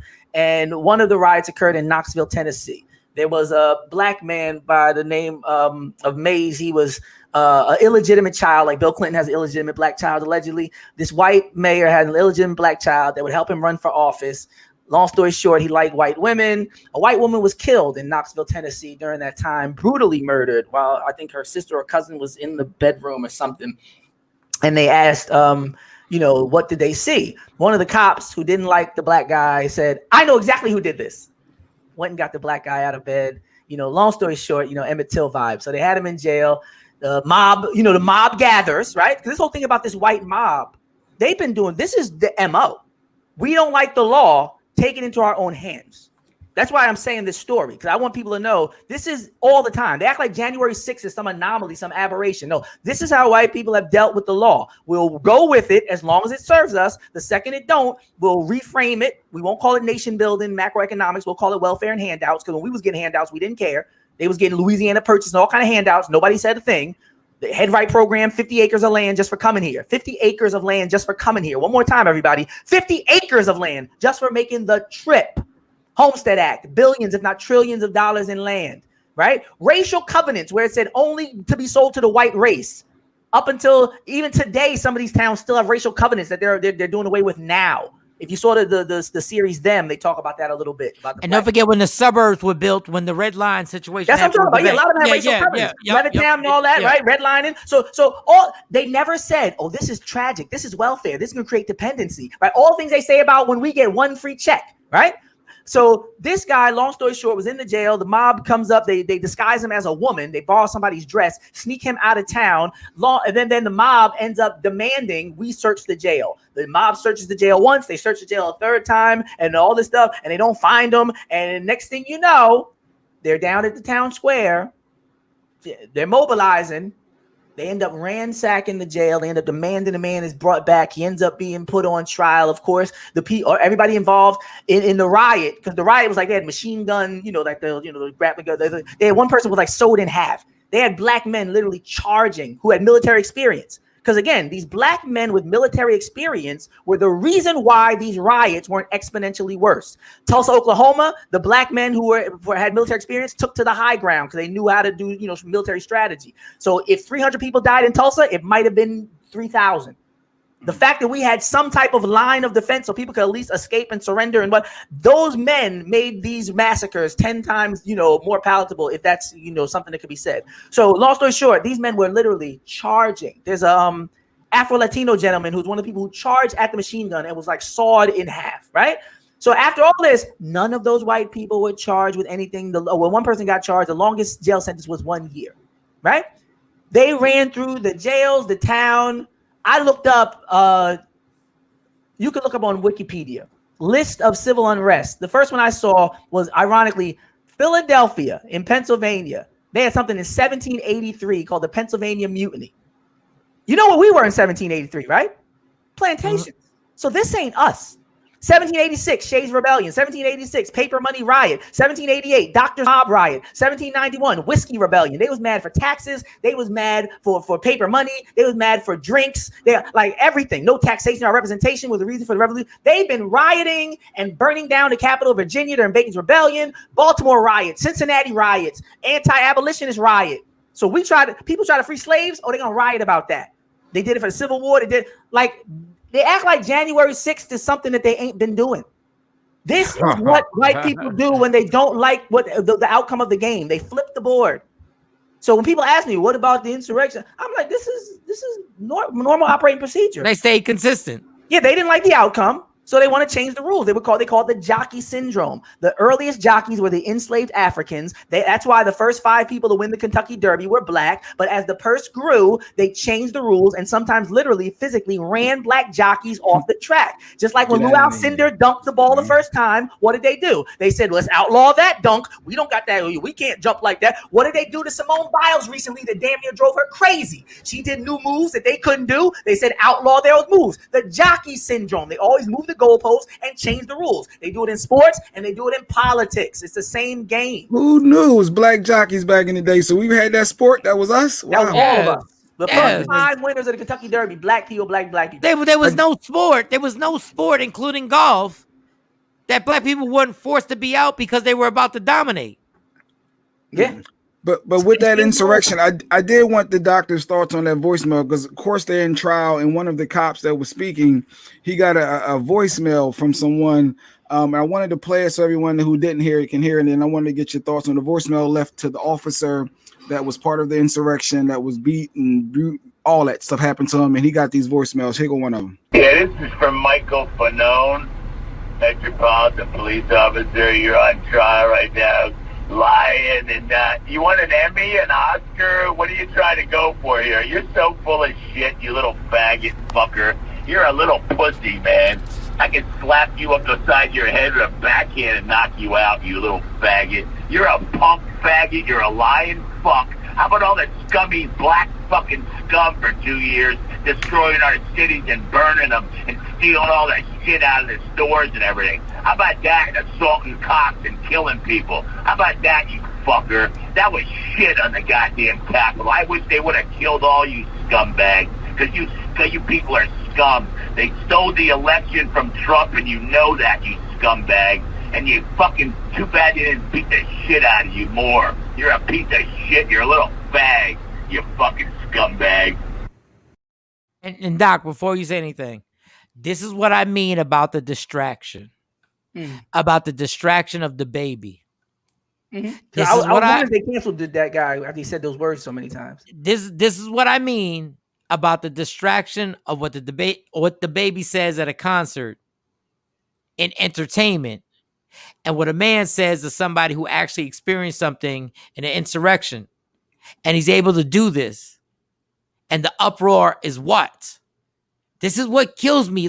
And we got to keep our eye focused. I'm not saying the baby's right about what he's saying, but in the grand scheme of things, that is minute.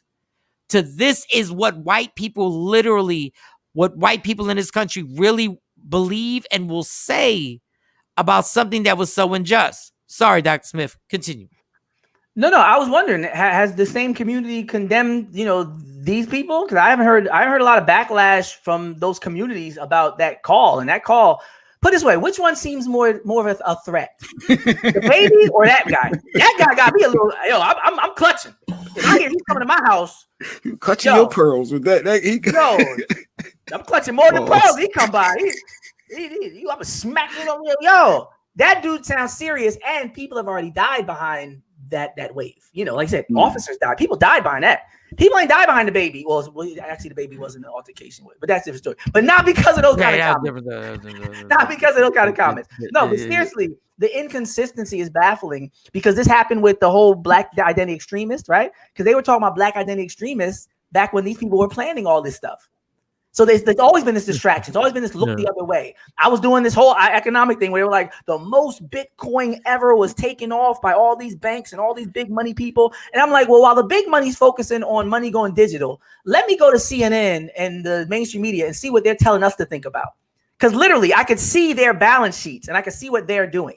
I could see them buying up all the digital money so that they could just give paper money based on right? Because at one point, everybody had access to it. And they were like, oh, to hell with this. So they create this narrative. Oh, it's so dangerous. It's so dangerous. It's so volatile. Don't invest in that. But you can look. A lot of stuff is public, especially after certain quarters. You can look and see if they mean what they say. So literally, while they're telling you don't buy it, they're buying it. That's like people saying don't go to Africa while they're going there and doing business and buying property and mining. People literally scare people away from traveling abroad and going to places like Africa, since they were calling it dark continent since they first brought black people here, the ones that weren't already here, right? They're doing the same thing today. It's why only 20% or less people even have a passport. It's because of the narrative about we're the best, nothing better than what's here, no need to go anywhere. Meanwhile, we have bases. I should count that. How many bases around the world? How many? You can't even. Yeah, it's amazing. And real quick, I just want to say this real quick about the officers that literally sat and testified on what they went through when the Capitol was terrorized. It's amazing how they have told us blue lives matter, blue lives matter, blue lives matter, and they killed the cop. And then when the cops are crying in front of a microphone saying they killed us, all of a sudden the same people that say blue lives matter are like, well, I'm just saying it's all right to actually what we did. I'm like, and this is not just black cops. Y'all turned on white cops too. But that's why y'all need an intern to go back into y'all files. Cause I remember when we were having that conversation when that former cop called up and I was blacking out. And I know how people were thinking it was extreme because I was, before a lot of this testimony came out. And I remember when I was saying to you, Mike, remember we were joking about the clubology, and I was saying you gotta be able to peep game. You gotta be able to see when somebody's BSing you. And I talked about how a girl from across the room could see this dude ain't about nothing. He's a creep and a jerk, and I'm not gonna let him even talk to me. I'm not gonna waste my time. And you have to develop the same level of intuition that women have in a club. Americans need to develop toward their government and their media, because sometimes don't even talk to me. You're bad energy. You're distracting. You're not truthful. Like, you have to know that from the rip. You can't start reading the article and be like, well, they did say that. No, it's an entire distraction. Because while they're doing that, they're buying up this. They're not taking these medications they're telling you to take. All this nonsense. I was looking at a picture. There's nothing people could Google. You can Google Fauci pictured with Rockefeller, and you will see an interesting photo. There's a picture of Anthony Fauci way back in the day, and it's Barbara Walters in the picture. It's George Soros in the picture. Bill Moyers, all these people in the same picture. All these rich people, all these media people, all these medical people standing in one picture way back in the day. Then it says, oh, Bill Gates' dad was cool with Anthony. I said, wait, Bill Gates' dad was involved in eugenics and early Planned Parenthood and talking about controlling the population. Now you got Bill Gates in Africa giving out all. I said, wait a minute. Last I checked, you can't give medicine if you don't have a medical degree. But if you Google Bill Gates giving medicine in Africa, you can see him dropping things in black babies' mouths with no gloves and no medical degree. I said, oh, man, that's why they want me talking about the insurrection. That's why they want me focused on the baby. It's like when I say with the girl, when somebody gets caught cheating, Mike, remember I said, don't check my phone. She not in here. She not in here. In Bugs Bunny. That's what this is. Oh, look at the baby. Look over there. Oh, listen to this tape. No. What y'all doing with that Bitcoin? And what's up with Anthony Fauci doing gain of function funding in Wuhan, China? Was he responsible partly for this? Like, wait, what's going on? No, the baby though. Look at the baby. No. I heard that y'all try to make this riot look like it was something different, but y'all been rioting forever. Y'all been rioting in public. It was called spectacle lynching. You rioted on the people who sent you here, because Britain didn't do nothing that they didn't say they was going to do. If you really want to be clear. Britain made a deal with them. They ran off on the plug and tried to act like Britain was doing them dirty. Britain was doing exactly what they said they was going to do when they paid for your boats. They said, we're going to collect some taxes. And you're going to work these blocks for us. We're going to hit you with consignment. You're going to bring this back. You got to America, got full of yourself, and said, I ain't paying nobody. I'm going to keep this work for myself. You did a Scarface, and you saw how Scarface ended. Yeah, so Dog's World is challenging what you said about the Kentucky Derby. The top 5 jockeys of the Kentucky Derby: John R. Valquez, Billy Shoemaker. Top 5 winning the first 5. I didn't say the first. The first winners. $40 million slave, William Roden. Read the book. $40 million slave, William Roden. Read the book. So I just want to, because I want to be fair and put everybody. You can put your comments up once again. Media Room 360 TV. There was something else I wanted to get to, and I've lost. We can show the video. The shooting is so. It's a little long, but it's very compelling. I gotta get some warnings for these joints. You gotta get some what? Some warnings. Yeah, I know. I know. In the first one. Oh my gosh. Yeah, so we're gonna play this clip. Play the clip and let Dr. Smith actually watch it. I don't know if he's seen it already. So play the clip and let's. It's about 3.5 minutes. So, but it's very compelling the whole time. Everyone. So let him watch it, and then we'll come back, and that's good because I can get a black and mild break. I already saw it. All right, go ahead, play it for him. Yeah, you got to cut your thing on. At the end of the day, this not nigga you want to with. What are you talking about? I'm gonna tell you not this nigga you want to with. What do you mean? What do you mean? What do you mean? What do you need to know about me? I'm trying to figure out why you so upset because I pulled up. Why you pull up? That's the question. Why you pull up? That's the question. I need to know why you pull up. We've been getting calls about you. Nah, you ain't been getting a call about. I just pulled up to my house from off of work. This not you want with. I'm gonna keep it real with you. Why are you saying? This is not you want with. You can pull it. All the cops you want to pull up. This is not you want to pull up. Hey, put your gun down. No. Put your gun down. This is not you want with. Put your gun down. You talking about? No, I ain't putting shit down. I'm not putting shit down. This is not with. Let me keep it real with you. Hey, man, get on my property. Get on my property. Get on the ground. Yeah, I ain't get on the ground. I'm not getting on the ground. I'm not getting on the ground. This is my property. He's intoxicated. No, I ain't no intoxicated shit. Keep it on your head, man. Let me tell you something. You with the wrong people. I just want to talk to you. What you want to talk to me about? I talk to you. What? About your driving. My driving what? Your reckless driving. Where? Damn, get back inside. I'm not leaving y'all here. No. I'm not leaving y'all out here. Look, what's your name, sir? Let me do. What reckless driver you got? What reckless driver you got? No. Hey, sir. Let me see you. Hey, what's your name? Dude, let me tell you something. I'm not. Listen to me. Put your camera on. Go. Get off my property. You the I'm about to deal with. I'm gonna tell you straight up. I'm gonna tell you something. My property. I didn't do you nothing. I didn't do you nothing. No, I'm not. Calm down. Yes. Okay, let's talk. I just want to talk to him, okay? You don't want to talk to me about nothing. At this point, I don't want shit to happen. I just want to talk to him. Hey, let me tell you something. Let me tell you something. I'm not the you want to deal with. I'm not the you want to deal with. I'm not the you want to deal with. Let me tell you something. Shut up. Shut your ass up. Shut your white up. Let me talk to this man here. Ass up. Get your ass up. Get in the house. Get your ass off here. Get on my property. Get your ass on my property. Get your ass off. Hey, listen. Calm down. Listen. Get your ass off my property. Tom, no.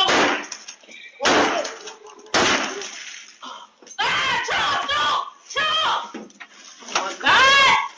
I'm the you want to feel. Tom.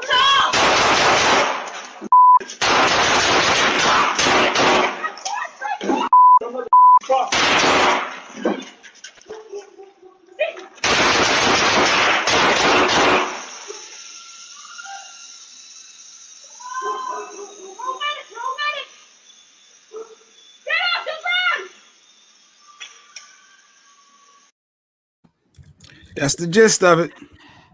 Well, there's a lot to unpack there, and this is when we have this discussion. Let's separate what we were talking about earlier, because this is a individual situation. I don't know everything. We don't know if there are facts that these cops had an actual reason to be there. If they did get phone calls for reckless driving, if they did get phone calls about the identity of the truck that he was driving. But I just want to put that out there. We don't have, obviously, even though it was a long clip, we don't have all the facts on everything. So just with that, because it's unfair just to give Dr. Smith this video and then say, hey, dissect it. Break it down. But your thoughts have to be prefaced with, we don't know everything.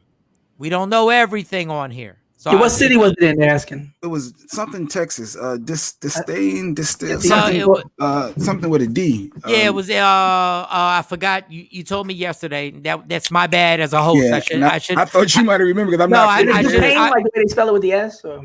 No, it's not. It's listen. It's in Texas, but just understand Denton, Texas. Oh, so, thank you, Shawnee was on it. And you have and you have the right to have a gun out here, and it's a lot easier to have a gun out here. Open carry, right? Yes, open carry, and I can get a gun right now if I want to. So with that being said, I just want to say it because Dr. Smith doesn't have all the facts. I don't need any facts. I don't need any facts. I mean, okay.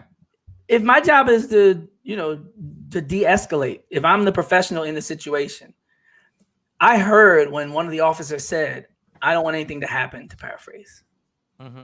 And I heard, not to bring gender into it, but I heard the white woman, when he said, shut your white, you shut, I'm talking to him, right? It seemed like from the time the man was first saying, don't reach for your gun or put your gun away and all that, he had established a less hostile rapport with the gentleman for the moment. When he said, I don't want anything to happen. I just want to talk to you. Yeah. And the white woman jumped in and started saying, go in the house. It's almost like a Jedi mind trick, almost like a game. Like, even if you were going down the street, Mike, if I said, take your ass down the street, I know you're not going now because you're. I ain't going. I'm staying right here. Exactly. It was almost like a setup. That's how it felt to me. And women who argue know that. Y'all know, because some of y'all do that with your own man. You know when you say something with daddy, you know how to push his buttons, ladies. Let's not make it a battle of the sexes thing. Let's just make it something we can all laugh at and be like, yeah, she definitely knew after saying I'm not the N-word you want to mess with, he wasn't gonna about face at her Karen request and walk in the house in front of his wife. There's things I would do, but if my lady's there, oh no, now you done play. So this man is in front of his lady at his house on his property, and you telling him what to do.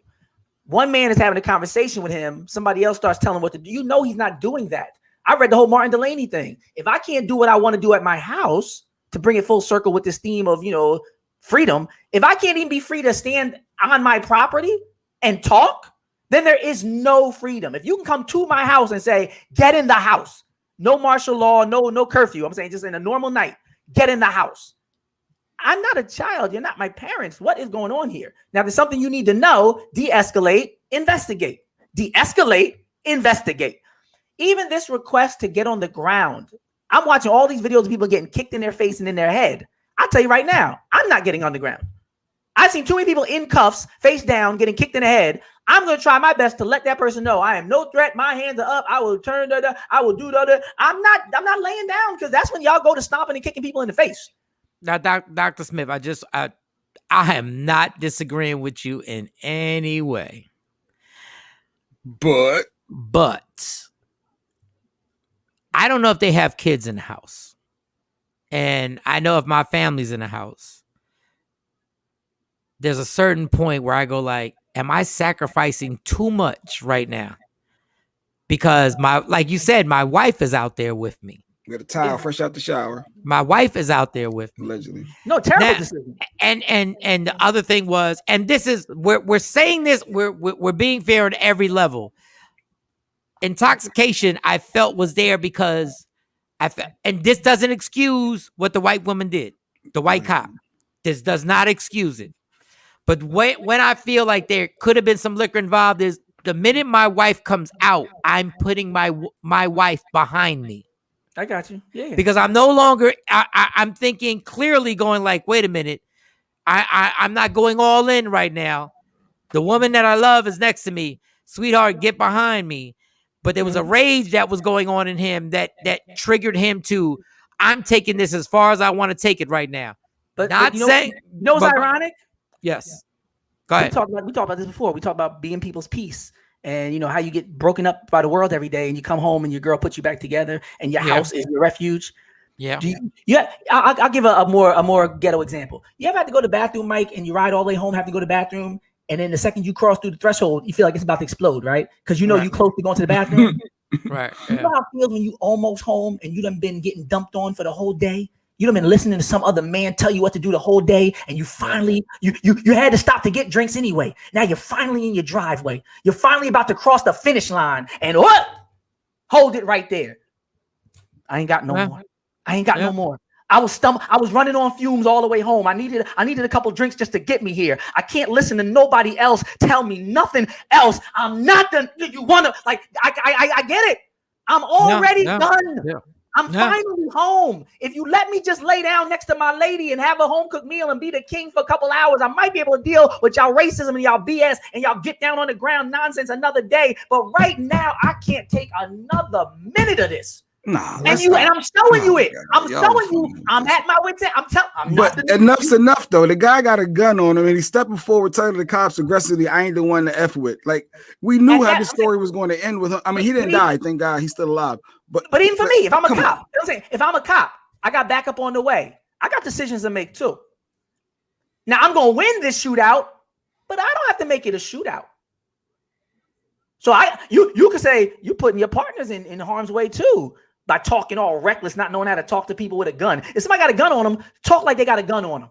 Stop talking so tough to somebody who got a gun on them who said I'm not the one you want. If somebody look like they on their wit's end and they got a gun, ask anybody who does hostage negotiations how they talk. You ever listen to hostage negotiations when they play the tape back? Are they ever talking hostile? Are they ever making threats? Are they ever making demands? They're trying to ease it, like you said, de-escalate, and she elevated it. Tell me about your kids, man. Hey, Jay, can I call you Jamal? I'm talking to you, man, because I'm a professional and I want to preserve life. And there's a way people talk when they're professionals that want to preserve life. And there's a way people talk when they carrying it out, power tripping, and think they got more guns than the other people and are a little bit bloodthirsty, if I want to be totally honest. And that's the vibe I get. Well, if it becomes a shootout, it's whatever, because we got the more guns. So I'm gonna keep talking like you could still chill. You could be the bigger person, the better person, the professional. Like couldn't he have went in his house? Couldn't he have just went? But couldn't he have just went in his house though? He could have just went in his house. I'm co-signing Mike. I'm saying he's not right.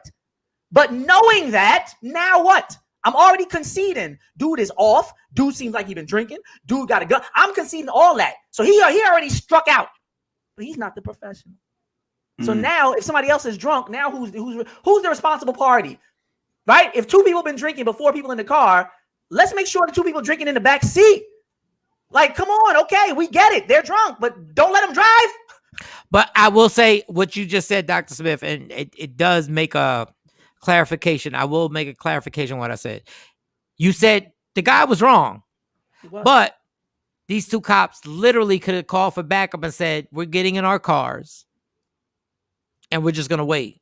And just to clarify, what was the guy wrong for? Was it just stepping forward towards the cops with the gun? Because that's when things shifted. He seemed like allegedly. His tone was confrontational and aggressive, and some could say threatening. Right? I agree with all of that. But this thing too, Mike and Jay. I like what you said about sitting in the car. Because where was the guy gonna go? Couldn't they just knock on it? I'm saying, yeah, he's home. And they got the license plate and the address. They know who this guy is. They can always give him a citation for drinking and driving reckless. They got him. So they don't need to do anything tonight. They can let him go to sleep and write him up the citation. If they want to say that he did that, they can say appear in court. They can put it in his mailbox. They can serve him the next day. He didn't cooperate. We wanted his information. We wanted to talk to him. Exactly. He didn't cooperate. That's what it is. Pissing contest. Now it's Dick's side. He didn't comply. He didn't comply. Exactly. But now it's personal. It got personal immediately. Because if you look at the facts, anything they wanted to cite him with or anything they wanted to do to him, they could have been like, hey, put a boot on his car. And put a summons in his door. Like they can find out where he works within the half hour. Like they got him. Like everything else is like now it's ego driven. There's nothing you can't do to that man with regards to what the accusation was. If the accusation is reckless driving or speeding, we can handle that by writing on a pad. You don't need to yell at nobody for that. You don't need like. I'm sorry, my wife busted in like she wanted to talk. Call my phone. Get on the phone. I was stone cold crazy last night and I'm saying the same shit. Just want to point it out. Just want to point that out. No, and I think the one clarification of this whole thing, and I'll read David Burns' comment. That's why people have to be careful of how they say things to others, because now it's out there and they can't take it back. And the cop's tone was wrong. Now, with all that being said, I'm avoiding bullets. With all that being said, I'm avoiding bullets. I'm avoiding bullets. No, and we just said, but to your wife, to let your wife know, to Jay Black's wife, Dr. Smith also said he was wrong. He was dead wrong. No, he's wrong. You don't talk. You don't talk about. I'm not the one you want to mess with. That's fighting words. That's universal fighting words. Yes. Nobody's gonna say that. That's like neutral. That means I want not to smoke. We're pulling a gun out and putting it in my waistband. You want to smoke, but this is the thing, Mike. This thing, Jay. This is what they're trained for. Yeah. They literally have exercises where somebody comes out acting like a drunk person. You know, they do this. They do this in training. This is what they prepare for. Domestics all the time. You know, the whole white beater stereotype. The guy's drunk and he's ready for smoke, and they're supposed to not shoot him and kill him and try to find a way. That's what they're trying. Like, and I know, and Dr. Smith, I know, no pun intended, you can shoot holes in what I'm about to say. Okay, this is what they're trained for, but this is what we've been trained for hundreds of years. We know the repercussions of this attitude towards the cops. But this is where they went wrong. They went wrong when they started. But can you answer? But can you just say? I agree. But I'm saying, but this is why. Okay. Go ahead. They went wrong. They go wrong because there was an article about this rich dad who said, "I thought I can keep my kids away from this." So he dressed them like Carlton Banks. He lived in a nice community, and they still got pulled over and abused. They mess up that argument for us. Because even when we try to follow the rules, it's jockey syndrome, goalpost moving. There is no way I could sell loose cigarettes. I could reach for my ID. I still die. Yeah. That's where they go wrong. I agree with you, Mike. I think people should do, like Jay said, do whatever you can to survive the encounter. But when you keep seeing people who did exactly what you would have did and they died too, that's what creates the culture that Tupac was talking about when he kept saying they got money for wars but can't feed the poor. Then they wonder why we crazy. They hate you give little infants F's everybody. Thug life. You kept not giving people a way to win. Then you got mad when people say F it. That man was saying F it. And when people look around and say, you hated Obama, you hate everybody. I can go to Harvard, you're going to hate me and threaten my life and call my wife a monkey and a man and be outside. It don't matter. And I said it when Obama was in office, I said, this is a dangerous precedent. You showing us that there's no such thing as a good Negro that's above a death threat. You showing us, and you can't be surprised when a lot of people say, if you don't let Obama live in peace, don't play with me because you're not going to like me. So here's a comment. I never once said he was right. What I said was the F is the one. So why the one with zero training always question first? The one with zero training always question first. Now we know why the one with zero training is always questioned first. Because it could have been diffused and stopped right there. But that's what my thought was. He could have went in the house and it's over. But she's saying, why question him when they're the ones trained to diffuse that, which the doctor was saying. But go ahead. Yes, and in the house, that might be dangerous because there's a lot of stories of cops busting in people's houses, you know, coming in. And she said that too. They could have shot him in the back. They know to bust in doors. If I got kids in the house, I'm trying to handle this outside. He should have handled it better. He handled it wrong. But I still want to, even if it's my last stand, we're going to do this outside. We're not doing this in my house. It ain't going to be Biggie Warren and Scarface. We're going to be out front on the lawn doing this. Whatever it is, we're going to do it here. I do that part I agree with him on. If you're going to take a stand, I'm not going in the house. If I got kids and a wife in the house. But no. But the thing is, they just don't know how to talk to people. They've never treated these people like full human beings ever in history. You look at it. They never treated us. Yep. Yeah, there are people wearing signs that said, I am a man in the 60s, and people saying my life matters in 2021. People have been saying for a long time, I'm a human being. I'm not saying talk to me like a king. I'm not saying talk to me like I'm your boss. Talk to me like you would talk to yourself or how you'd want to be talked to, how you want your children to be talked to. Is this the way you'd want somebody with a gun and a bulletproof vest to talk to your child, your wife, your husband? No, don't do it. The first cop was calm though, wasn't he? Say, holla at. He said, well, what am I here for? I said that when that guy started de-escalating, I said, you had two things there. Literally, good cop, bad cop. You had a cop who said, I don't want anything to happen. I don't want anything bad to happen. Like, I'm trying to, I know it's going to be bad for you, basically. I don't want nothing to happen. And he could have said that. He could have said something slick. It was no little jokes on it. It wasn't like, I don't want anything bad for you. It was, I don't want anything to happen. It seemed like a genuine concern for his life at that point. So can we assume that the male cop, because I didn't see his face, was a black cop? Can we assume that? Sound like it. At one point, it did sound like that. Even when the guy said, I'm not the N-word you want to mess with, I heard the cop say, what do you mean by that? And to me, that was a de-escalating comment to ask for further clarification and to ask a question as opposed to like responding back. Yeah, that was like, I mean, I'm not. He did that was a pretty good job. Sometimes the backup comes, just like with Entourage. Sometimes the backup comes and makes it worse. So what I'm saying is, we don't know. We didn't see the face. From the voice. Once again, I can't profile voices. I know because I've always made jokes about people profiling people sounding black and people sounding white. Black. So my thing is with the black cop, and it sounded like he was closer.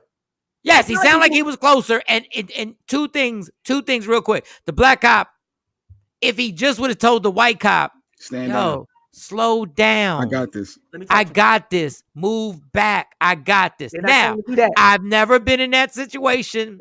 I've never. Now, my second point is a black man, their cops, or Hispanic man come to your house. Mm-hmm.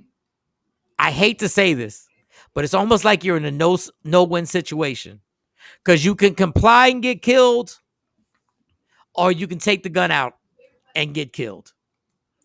And they said three different reasons why they stopped him. Well, went there. They said first we got calls. He said, "You ain't get no calls. I live here. I just got here. Like, how did you get calls when I just got calls to the address?" That's what the first alleged claim was in the beginning. He said, "We got calls." He said, "This is my house. You ain't get no call. I just got here from work." And then it was you were reckless driving. How the hell reckless driving? I'm here. I made it. I'm home. What are you talking about? And then it was, well, now you was driving drunk. You're intoxicated. So it was three different reasons why they said. And then it turns out that allegedly there was a vehicle that fit the description in the area, and that's the reason why they that's a go-to. That's a go-to. When nothing else works, well, you fit the description, man. You fit the description. And that's what I'm saying. Like I think he handled it wrong. But my thing is, the more I think about it, I go like, I don't know how he could have handled it, because if I'm sitting there dead sober and these cops pull up and go like, "Sir, can I talk to you?" Why?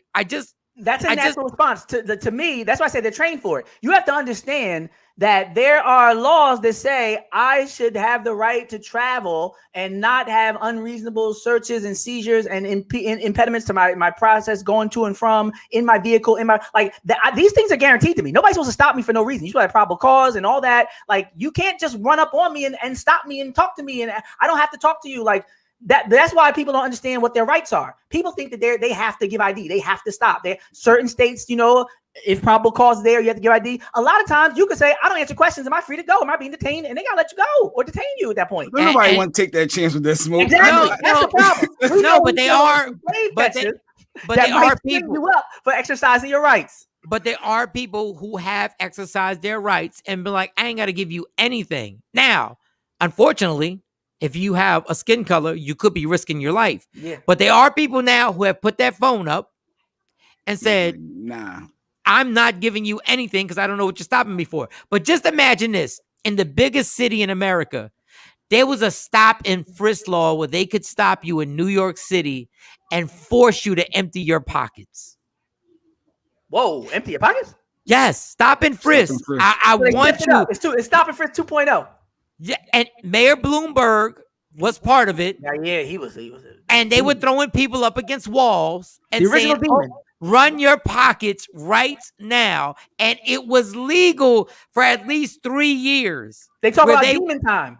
Yes. Bloomberg was the original demon. I need people to know that. Yes. Bloomberg was the original person to spin the block. They had people getting stopped 2 and 3 times in 1 week and sometimes twice in a day.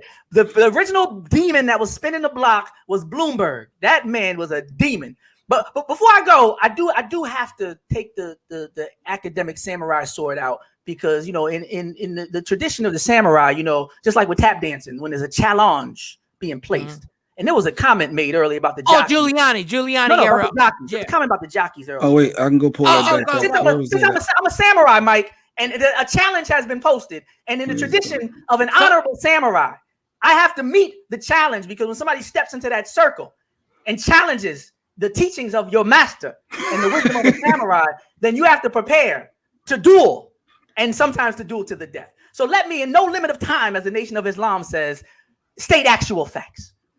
I'm going to go first to blackhistory.com. I'll go to the LA Times. The suggested reading is William C. Rodin's $40 million slave. But I'm going to go to an article that talks about meet the black jockeys who helped create the Kentucky Derby. Just give me 1 minute and I'll break this down. After the Civil War, most horse trainers, grooms, and jockeys were black men. In fact, 28 winning jockeys of the first Kentucky Derby, 15 of them were African Americans. However, according to the LA Times, this didn't last long because once Jim Crow era racism began in the 1900s, African Americans were banned from the sport.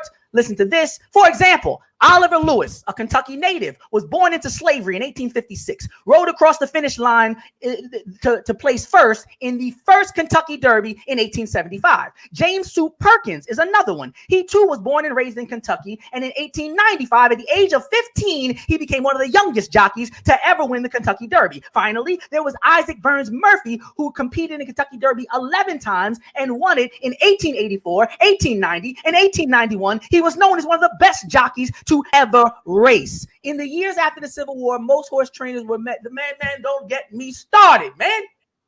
Read the book. Does that answer your question, Dog's World? Dog World. If you're still there, was that a clear and concise answer to your question? I would like to know. More, I say $40 million. We appreciate the comment, though. We appreciate the comment. We welcome all comments. We love a good challenge. We love a good challenge. Shift. And this slice is free. Cut him quick and the doc for the win. It's like you ever be in basketball and somebody says we got next? Yeah. Now some little kids said it, you'd be offended, right, Mike? Yeah, I would definitely be offended. You got next with who? Who you challenging, right? And you're gonna put it on them. So everybody welcomes the challenge. It's like in hip hop. Once you say I want to battle you, it's like okay, you know. All right, Doc. We are and I thought about this. I hadn't even told Jay Black last night. I couldn't sleep last night, and I was writing a bunch of stuff. And we're gonna wrap up right now. I want to come to Philadelphia, and I want I want Jay to be there, and I want us to do a podcast, and I want it just to be 30 to 40 minutes. And I want us to get in the studio, and I want us to have our subjects, and I want you to go in and have this conversation. And not only that, we'll put it on a podcast separately, but I want to use portions of it for our show, Michael, Shawn, and the Takeover Legends. And I think that's something that we can do because I see the reaction. I see people need to hear not just your information, your knowledge, and your personality. And I think it's something that needs to be put out there. And we can share images if we're doing it together. It'd be easier for us to coordinate with images and stuff like that, right? Right. A lot of what I just did, like I can give the pictures, we could do a good 2 minutes and break down a whole class of some of these subjects in like 2 or 3 minutes, especially if I had like little slides and stuff, a little 20-second video clip and stuff, you know what I'm saying? Like we planned it that way, that'd be powerful. And I think we need to do it and something that is appreciated. Yes, Mike, make that happen, Mike. I would love to watch the podcast. David Burns, we thank everybody for the support, everybody who's come on here. And Dr. Smith, we thank you. We will see you every Friday. Dr. Aaron Smith comes on here and drops his jewels, diamonds, gems, whatever you want to call them. And then we have this interaction together. Ladies and gentlemen, we're going to take a quick break, come back, Black and Mild break. Jay, how long?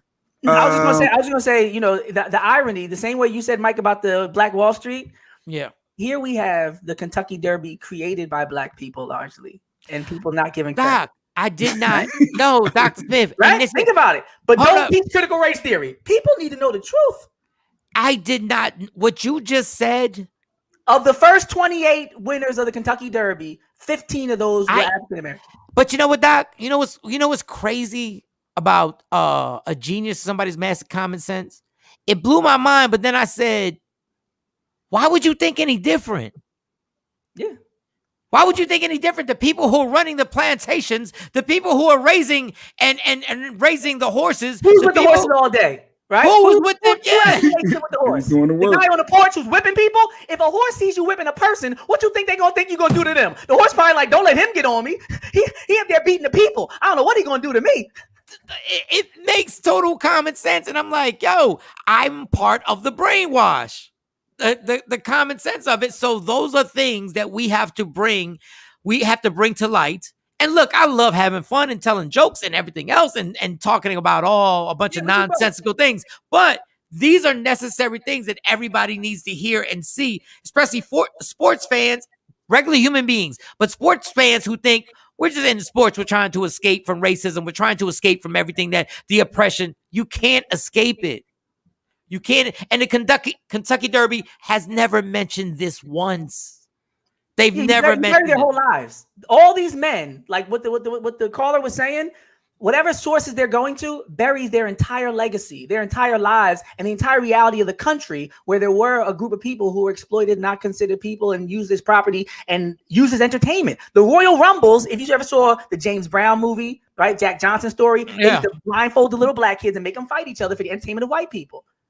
They call that the Royal Rumble. Then when I used to watch wrestling, I never knew what the Royal Rumble was. I used to watch the Royal Rumble in wrestling and never knew that had roots in slavery. Right. So all this time I'm watching things that are like making fun of an exploitative history of my people, and I'll be cheering it on. Talking about, Hulk Hogan, the Royal Rumble. And they keep you blind. I was today years old finding that out now. You just said what? The Royal Rumble is not it got a deeper history. They used to blindfold black children, enslaved black children.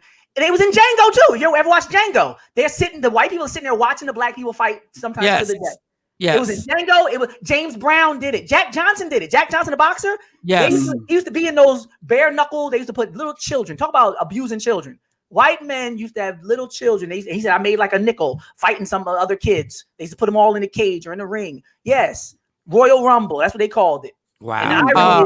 Let me read this comment. Claudia's put that comment back out. Claudia, all the hard work around these sports was not done with the folks with manicured hands. Yeah, the manicured hands weren't doing all the work. Yeah, the black folk. Yeah. All right, let's take this break. We got to do more. Dr. Smith. Have a great day. Make it happen. All right, have a great day. Have a great weekend. Dr. Smith, y'all, every Friday on Michael Shawn and the Takeover Legends. Yeah, yo. Friday. Somebody say Friday.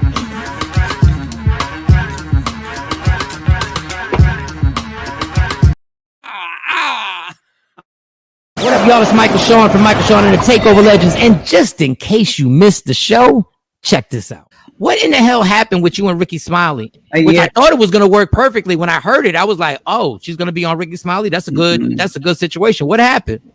They didn't renew my contract. Michael Shawn and the Takeover Legends, where the truth hurts, but also makes you laugh. I'm gonna say this. I am appreciative of the opportunity that I got. I really was. Like, you know, there was this point that me and him were real cool. I moved there, relocated, did the show. Our comedy or senses of humor are different. I'll leave it at that. And I actually was cool not waking up and having to brace myself to see what mood you're going to be in that day. Michael Shawn and the Takeover Legends, your escape from reality, right here on Free Agent Radio.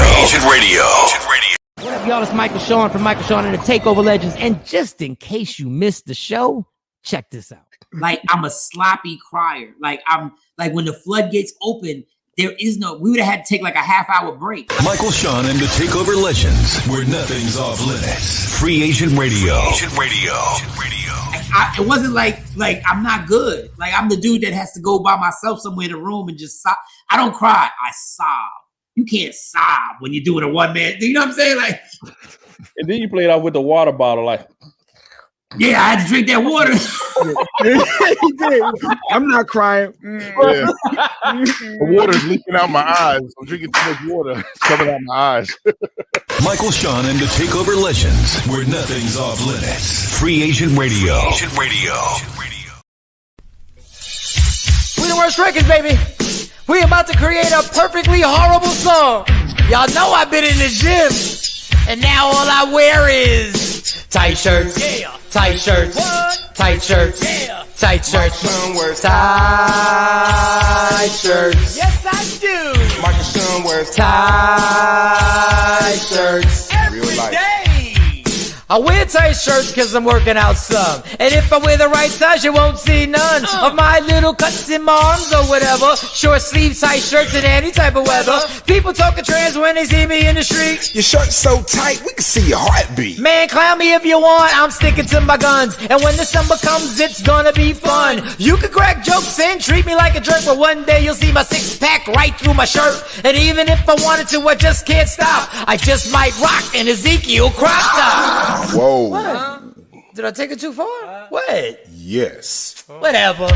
Tight Tight shirts in the morning at work and when I grieve. I even wear tight pajama tops when I sleep. Tight shirts, tight shirts, tight shirts, tight shirts, tight shirts, tight shirts. Every day. My son wears tight shirts. To the gym or wherever. Tight shirts. Tight shirts, tight shirts, tight shirts, tight shirts, Michael Shawn and We the Worst Records, Pluto, Aristotle, and P Skills have just destroyed or created another perfectly horrible song. Yeah. Check out the next single, Grown Man Wearing Skinny Jeans.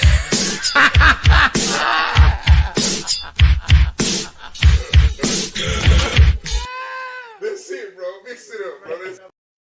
Don't never stop if you wanna be on top, yeah. Tap in. I got so caught up in Fearless doing his thing. I didn't know you had a writer and director, Snoop Robinson, on the show. Yes, indeed, David Burns. He actually, if you check out my Relapse again on YouTube, he was my director for that. So, yeah, we definitely had him on here. I look at the clock. I didn't know we went this long.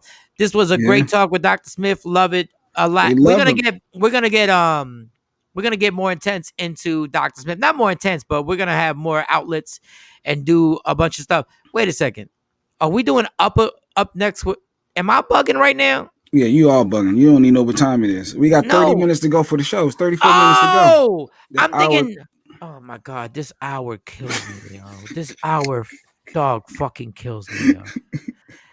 I'm sitting there and I'm looking at the clock. It's 8:26, and I'm bugging. 9:26 Eastern. Mm-hmm. It's 9:26 Eastern, but I'm thinking I'm on the East Coast and it's 9:26 Eastern. I don't know why. I'm looking directly at the clock. I wish I could turn this. Yo, time is not my thing, y'all. Like, time is literally not my thing. Time after time. Oh my God, that is so irritating. Like, and you know what it is, people? And I say this all the time. I have this bad habit. Once something gets in my brain that it's a problem, like if there's a word I can't pronounce, like once I get caught on a word, I just don't mess with the word because it's almost like I get a speed bump in my head. I go like, I can't, like this time. Oh my God, this is funny. So Mo's here. Yeah, Mo's here, and I played the old Claudia clip because we got Claudia Jordan coming back to the show next week, so we can announce. So Tuesday she's going to be in the show. And remember the rapper Enes from Diddy's Making a Band? He's coming on Thursday. One of our best friends. Yes, Enes. So Tuesday, Claudia Jordan, Thursday, Enes, and I'm trying to lock one other guest down for Wednesday, a recurring guest. I'm trying to get them back. So we got to get because this is the one thing we do on Media Room 360 TV, and we have to stop this. We have these guests, but we don't promote them. Tell people that they're going to be on. They just pop up. They just you never know who's going to be on the show. We're here. So we need to promote Claudia. Yes, Claudia Jordan, big deal. Claudia's a big deal. A huge deal. We need to promote Enes. Anybody in hip hop knows Enes, and we need to promote that and get the flyer popping. He was the one that walked for the cheesecake. For those who might remember, well, he was one of the people. Why you got to make it seem like he's the only person that walked? That's one of his legendary memories. But when Diddy made them walk, Babs walked too. Babs walked. Dylon walked also. They all walked. Enes can't wait to see him. Yeah. So we can really, and we need to promote Enes also because Enes was intricate in how the making of the band popped off. He got into a fist fight, the whole nine. But he also can tell us the in-depth situation of how is it working with Diddy. Sean Combs. Are you bitter? Is he still trying to get back on with Diddy? No. Let's be clear. I know he got a new project coming out. Let's be clear. Enes can rap his ass off. It's not about talent. Freestyle his Enes. Lyrically, Enes is a beast. Yeah, he got this. And I won't get too much into this, but listen, I'm New York all day, every day. I know I'm born in the Bronx, raised in South Jersey. When it comes to lyrics, when it comes to lyricists, Philly is one of the dopest cities ever in hip hop. Ever in hip hop. ever, from Black Thought to Beanie Siegel to Ines to Cassidy. Like, it goes on and on. Like, Philly has a whole lyrical swag. Yes. That goes deep. That doesn't even, like, people around the country don't even like get. Freeway, Petey Crack, Beanies, yeah, the list goes on. Like, the list goes on. Will Smith. No, yeah. the Brandon Funk Will Smith. No, don't even play. Don't even play. Will Smith. Look at Claude said. She went Dylan. Shut up, Claude. Dylan. Shut up, Claude. Y'all don't know how my cousin Claude is so hip hop. I felt Ines should have went solo because of his lyrics. Well, we're gonna find out, and that's why we have to promote this. I gotta send pics of them, the band in New Orleans. Mark, shout to you. This is what I'm talking about. This is why we must promote on IG. We must promote everywhere. Ines has the it factor. Goddamn, Dave, if he had the it factor, he'd be 3 times dope. Don, 3 times dope. The Nicholas one. Ow. No, the greatest man alive. Steady B. Cool C. Yeah, there's a lot of Philly. There's a lot. There's a lot that goes on. All right, y'all. Ladies and gentlemen, the woman who never says you did something, she says you allegedly did something. Y'all give it up for Sexy Mo in the building. Yes. I got your intro, girl. Hey, I love it. I love it. It only took like 13 weeks. I got it. Hey, the woman who says you never did something, she says you allegedly did something. Sexy Mo, go, girl. Dr. Smith done wore us out. Pause. Listen, Dr. Smith, I love him. I hate that I wasn't able to engage with you guys, but I love Dr. Smith. Not just because he's my frat brother, but he has a wealth of knowledge. Oh, real quick, before you start, I want to say this. A lot of people don't understand how much Sexy Mo does to be on this show, to get on in the beginning of the show, take care of her son, and then get back on the show. So I want to say how much we appreciate the loops that you have to go through, which are real priorities, and then come back on the show. So go ahead, go get it popping. We are real too. Yeah. What? No, I can't never let somebody just have a second. Why you can't let her live? Real priorities. People do this all day. People do work all day. They have responsibilities. Dude, your wife is making you bacon. I know. I don't eat my first meal until 9 o'clock at night at J Black. Thank you very much. I'm playing. Mo's dope. I'm playing. I saw Rodney Perry flirting with you on IG. I was like, what's going on over there? Whoa. I caught that. Wait. When did that happen? I caught he was talking about the pillow, the behind mo, the feathers. I caught a little low key flirting you and Rodney. But all right. Rodney is my Virgo twin, and we're gonna probably do some big things for our birthday. So yeah. Oh yeah. Hold on. Before we do that, let's wait, because I couldn't get Dr. Smith on IG because he can't be on IG. So let's make sure we get this whole report. Let's make sure we get this whole report on IG right now. And happy upcoming birthday to Tam. It looks like I saw that Leo earlier. Season. The Virgo season. Leo season is like the intro to Virgo season. It's like the warm up. Mo, shut your ass up. Like, stop. Let's be clear. I'm a Pisces. There's no season bigger than Leo season. Like, let's be clear. Like, I would love, there's no season bigger than Leo season. I just do that to shake up the Leos. You know, they get big mad when you start talking about Virgo season. Virgo, we coming. Virgos are coming. When's your birthday, Mo? My birthday is September 15th. That's crazy that I talk about it in Relapse again. My best friend ever was a Virgo. That's nuts. No pause. We are beautiful people until you step on our toes. Yes, you step on our toes, and it's a whole nother situation. All right, J Black, can you please just get the fuck on? See, we're beautiful until you curse and holler at us. Then now, but Jay, can you please? When's your birthday, Jay? He's a Virgo, but he's like on the opposite. No, when's your birthday? 26, August 826. He said it. I never really say my birthday. Yeah. I'm not into all that. You messed up now. I did. All these years, I got caught up looking on my phone.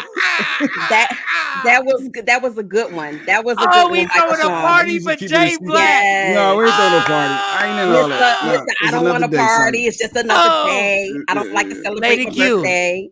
Lady Q. No. Lady Q. Can we throw the party? No. Is it okay if we throw it? No, for real. I ain't in all that. Lady For Q, real. can we throw it at my house? Can we throw it where we came to Jersey, Lady Q? Can you please put that up? No. Lady Q, she's busy. You said she's making food. She's cooking breakfast. She's preparing our meal. Just let us know. Put a comment on there. Just let us know we can do it. August 26th. August 26th, y'all. Mike will forget. Mike, you. I won't. Where my pen? All these years I kept this from him. And August, I've never known when this dude's birthday was. I've never known when his birthday was. It's August 20th. I knew he was a Virgo, but I never knew the exact day because Jay Black act like it's like top secret information. I can't believe I said that. Keep talking. I gotta grab a pen. Yes, so I'm glad. But speaking of Virgos, Jay-Z and Will Smith, they have actually crowdfunded $165 million, into a project to give back to their community. They're having this whole rent-to-own situation for low-income people, and I think it's a great strategic plan, and I wish most cities could really dive in, and some more artists who are wealthy and have that stage and platform can dive in and do this. It's going to benefit a lot of families, but $165 million crowdfunding and raising that much money in such a short time, it just goes to show you that we can really do this. Okay, so Will Smith has the new movie. Yes.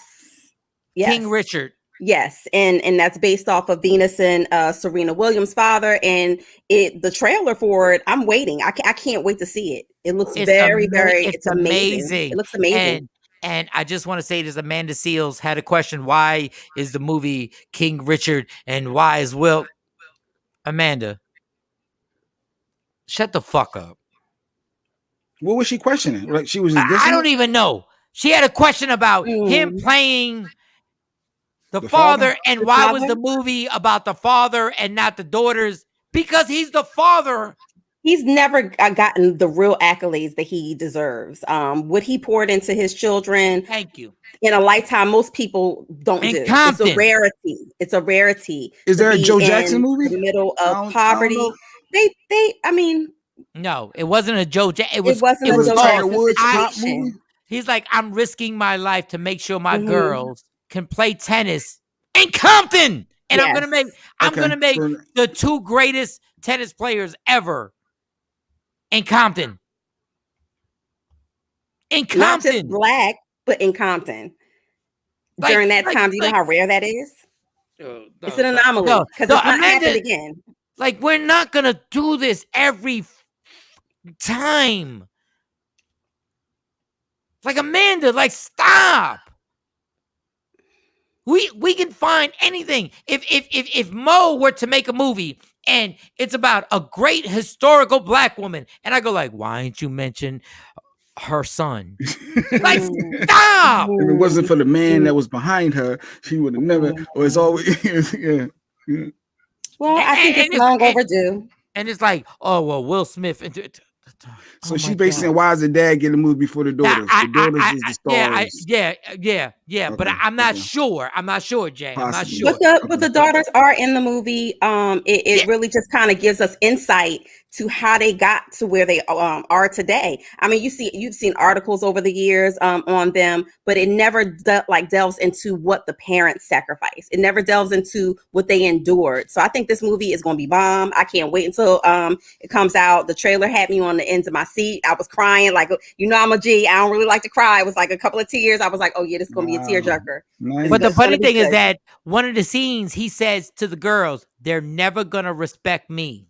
But they will respect you. Yes. God damn. Talk about getting your flowers. Most people never do that play behind the scenes. You never know what goes into making that star or those star athletes. And I mean, this story, I can't wait. I can't wait. I can't wait to watch it. And listen, Like, I just don't understand. And we know Will people. Smith is phenomenal. In all the parts that he has played, he makes the character believable and brings the character to life. So I can't wait to see how this unfolds and how. And I this, have a comment on his but I'm not gonna do it because I'm not gonna be Amanda.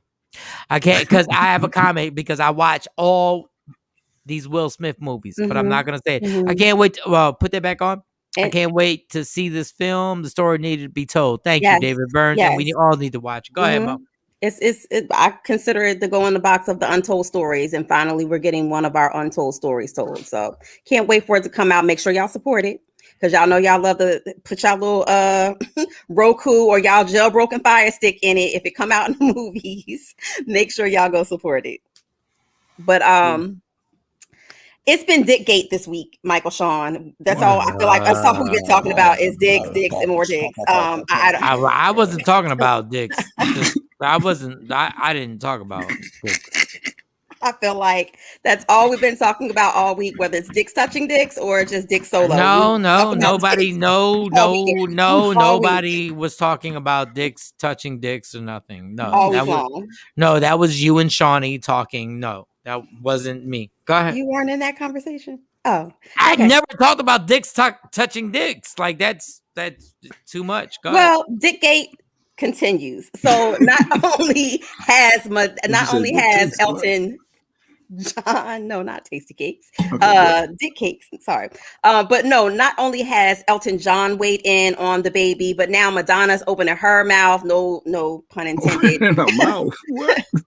To speak on this as well. She has come out to talk about the gay and lesbian community and how hard they've worked, and basically how dare the baby say something, and how innovative and how scientists have worked so hard over the decades to come up with, not cures. She didn't use the word cure, but she said just with medicine to help reduce the transmission of these diseases. And then she goes on to also talk about, just the whole homophobic comments that he made. But I'm like, but you kissed a girl when it was very unpopular to do. That was like a very shock value moment. So I was surprised to see Madonna come out the woodworks. And I'm like, did Elton John call you? Old ass fucking white woman. Let me tell you what you did to the gay community. You exploited them then she for had your benefit. The pasties, and then she do all that. Yeah, you had Justify My Love, and you had Vogue. I was and getting to that. And let's be clear, there were tons of gay people mad as hell at you exploiting that, because you watered down the ballroom. Vogue. And then you went back. You had guys kissing and doing all types of stuff. And then you went back to your heterosexual life. We all know that Madonna is one of the biggest culture vultures when it comes to stealing from that community. She took ballroom and I just wanted to bring the art form to the mainstream. No, you didn't. You wanted to profitize off of something that people still look down on and consider taboo, or turn and frown their nose upon, or try to shove in a dark closet. You are an amazing businesswoman, Madonna. You are one of the most untalented motherfuckers that have ever made all the money. You said untalented. You are an amazing Madonna. You're an amazing businesswoman. You fucking can't sing. And I'm a material girl. Okay, let's get it straight. They like Madonna. Amazing. Your work ethic is crazy. You're an amazing businesswoman. Your talent is so minimal that you literally pimped out the gay community. Like, pimped them out. And then when you were done, you were like, good night, God bless. Moving on to the next. And this is where I want all the gay people to be like, bitch, you pimped us. Because voguing was not mainstream. And I don't think a lot of people know that, especially if you're not immersed in a lot of the culture. back then it was not mainstream. It was an underground thing. And I know a lot of people have seen you know, on Netflix the movie, but it was not something that they shared. Let's be She got clear. her kids, Mike. She got black kids. Now let's be clear. She supports. No. Let me tell y'all what y'all don't know that I was experienced in the 90s. In New York City, we were going to house music clubs. Yes. We were going to house music clubs like the Red Zone. And we were going to house music clubs, and we were rocking till 4 o'clock in the morning. And gay people would be on the sidelines voguing. They'd be on the sidelines voguing, and we'd be rocking the house music. And I was like, what is that? Like, what are they doing? I didn't know what they were doing, honestly. And in New York City, the melting pot of everything, then I started looking, I'm like, okay, they can dance. And that's all we were about was dancing. And we rock out, go from club to club, club to club, club to club, club to club. And then I was like, there's something there, but I'm naive to it. I didn't know what it was. I didn't know. I knew the guys looked different. No, I did. But they would literally, like, guys, the guys would literally be on the side of a club and freeze and pose and really pose. And I was like, what the fuck is that? But then they started, the music would like boom, boom, boom, boom, boom, boom. Yeah. And they would, then I'm like, what is that? So Madonna, know where the boom cat, the boom cat came from? That's where it came from. So then Madonna is in the clubs. And she takes this and she makes $1 trillion off of it. And she brings a gang of incredible dancers because they could dance for real. A gang of incredible dancers, takes them around the world or whatever. But then you go back to your same heterosexual life. Yeah, it's ball. Then you take credit for voguing. That wasn't you, bitch. Really, I didn't know that. I thought it was her because the song. No, that wasn't you. You were literally, Madonna. You were literally like 9 to 10 years late on it. I wasn't even part of it. I just saw it from a distance and said, what are they doing? And I was intrigued, like, wow, they can dance. Like, they're really killing it. Yes, and this is their art form. Like, be clear about that. This was their art form. Claudia, real talk. The World Club, Palladium Club. We were both at those clubs.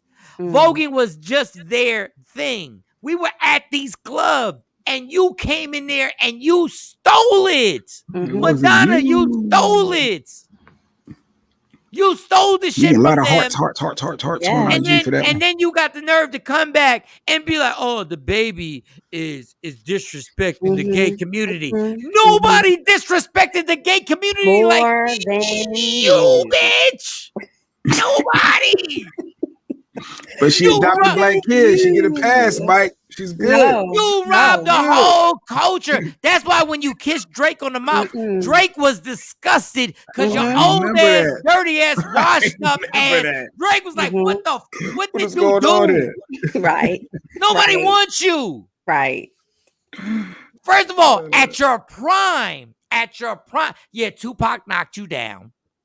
I would have knocked you down too. Oh, she was definitely slumming it back in the day. Like if I was Tupac, I would have knocked you down just so I could tell my people when we were smoking an L. Yeah, you know I knocked down Madonna. You were trash when you thought you was the hottest chick in the game.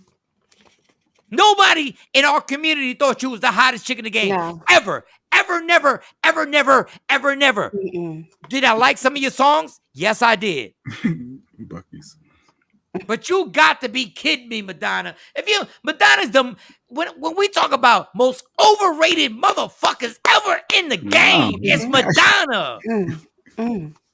But a lot of people don't know that history, Jay Black. I mean, what Mike is saying is true. A lot of people don't know the history. They really accredit her to making Vogue a big popular thing. Like she invented it and she didn't. I dare you, Michael Madonna. Jackson and I dare you, Madonna. I wish, you know what? MTV had a show called Unplugged. Where rappers, singers would just have the microphone, have their band and sing. Do a fucking Unplugged. Oof. So we can hear how whack you really were. Her songs were amazing. Steph said her songs were amazing. I didn't say her songs weren't amazing. I'm saying she, talent-wise, was a 5 on a scale of 1 to 10. And she was masterful at being a businesswoman. And she learned the dances and she learned to jack what she had to jack. That's what I'm saying. She came out, they put her out in a time where R&R made you. Like the R&R department made artists. Her hottest song was Like a Prayer. Tune, they can make you into something. Like a Version?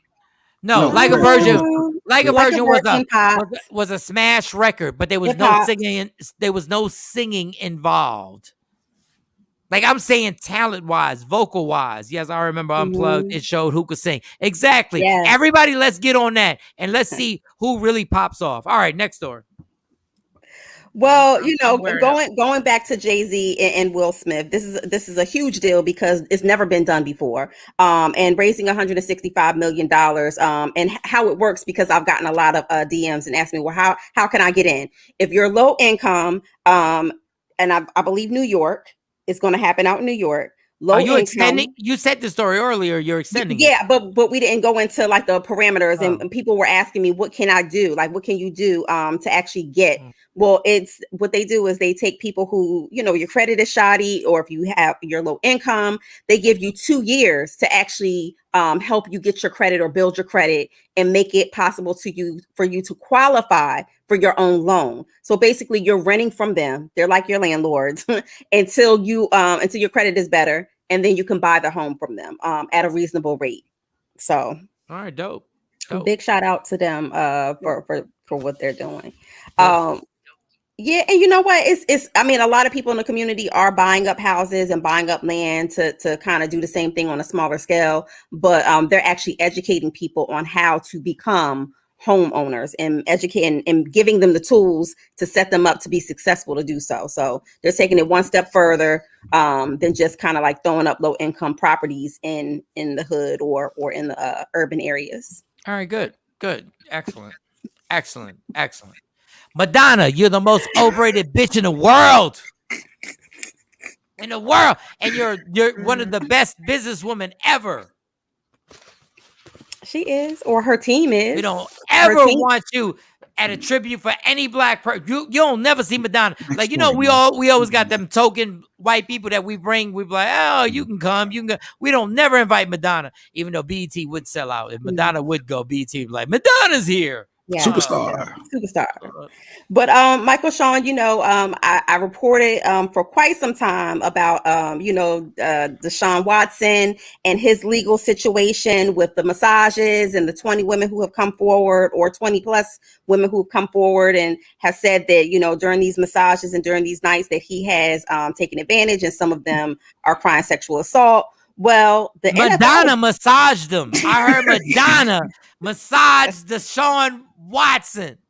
And she was like, just like a prayer, I know I'll take you there. Or probably like a virgin, being such for the very No, real talk. They should have done that last year. Jay-Z and Will came up with a good plan for this. God bless. Absolutely.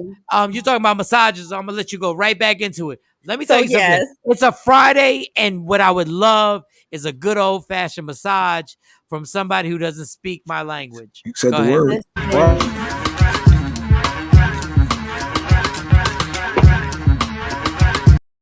That's the trigger word all day. Is that word? All right. To see Michael Shawn's Friday dance. Allegedly, the best massage ever is given to you by somebody who doesn't speak the language of the home country that you're in. Oh, I concur. I get frequent massages. I concur. It's always they don't speak English. They don't speak English. Oh no. You don't have to speak. You don't have to speak English to use your hands. Oh, you ever feel something on the back of your neck? No, well, we talked about this before, Michael Shawn, and that's probably one of the reasons I had some issues with the Deshaun Watson case, because when masseuses come and they massage you and they're working their way around the table, their body is going to press up against you. Their body may brush up against you. Bump, bump, bump. And sometimes, especially if it's a male, they may be erect or they may not be erect, because the body is a natural. When you get the massages, you be butt naked and that erection be on your back. Listen, I be don't do that. I'm asking. So I have been on the table naked. Yeah. And the guy's moving around the table, and I don't think he's doing it purposefully. But yes, I have felt some body parts brush up against my arm, or brush up against my foot, or or something like that. Yes. Your foot. God damn. What type of what? Listen. What up, Tosh? Good morning. When you're going to get these massages, you can't say, well, listen, if you're this tall, you can't massage me because can't do that. I just like my massage with somebody I can't understand anything they're saying. Is it more soothing for you, like the voice? No, the more foreign it is, the better it is for me. Like I really need to feel like I'm in another country. That's all I'm saying. Well, I love my massages. That's my vice. Some people spend a lot of money on certain things. I spend money on massages. All right, my battery died. Your battery died. All right, finish the last story. We're done. Well, the NFL for Deshaun Watson, the NFL is actually, allowing him to start the season with no restrictions. They're not placing anything despite his legal woes and despite the charges against him. They're moving forward and supporting him by letting him work out with the teams. So that goes back to the old adage that it's all about the bottom line. And of course, we know that. All right. Don't don't brush on you when you get a massage at Buc-ee's. Let me tell you, they don't brush on you. If they don't brush on me, I don't want that massage. Yeah, like real talk. I think it's a Friday. What? Yes, it is. I think.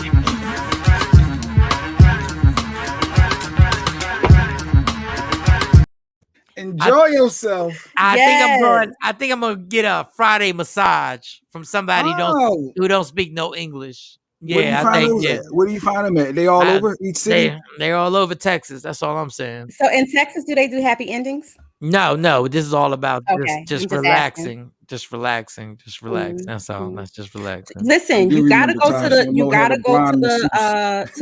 yes, I did have a blind masseuse in Atlanta. They added something new to the massage places. If you go to the Korean massage places, they have something where they scrub your whole body, and it's like the whole top skin layer of your body comes off. I've never had one of those. The first time I had one, I was like, what? They scrub every nick and cranny on your body. Yeah, all over your body. All over you. So he is still with the Texans, right, Mike? He's still with the Texans, but he's not. All he's doing is he's on the sidelines. It's hilarious. He's working out. No, he's not working out.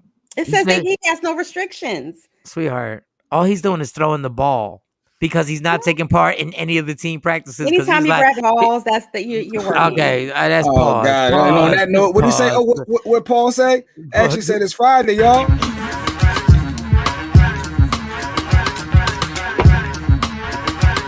Make you want to enjoy yourself. Just enjoy yourself. Enjoy it. We are done. Shout out to everybody who's joined us on Media Room 360 TV. Yes. I will make sure I have everything hooked up so we can be on IG Live the entire time, all over your body, Tam.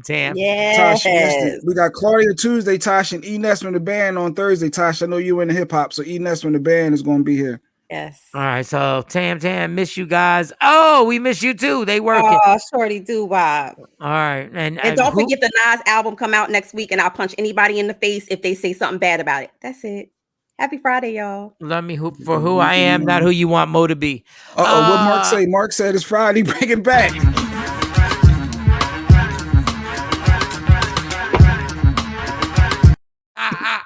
That was my way to say the big F word. Oh, God. Claudia said something about that.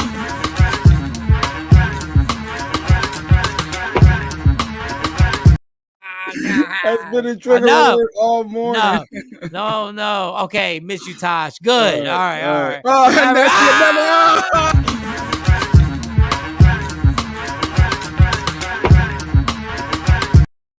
we can't go.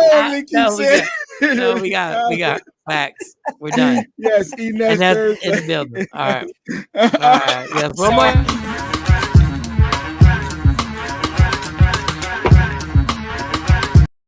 That's it. You're All never right. gonna get out of here. All right. Great show. Loved it. All right, Stephanie. Thank you so much. Jeff Friday. We gotta end on Tosh.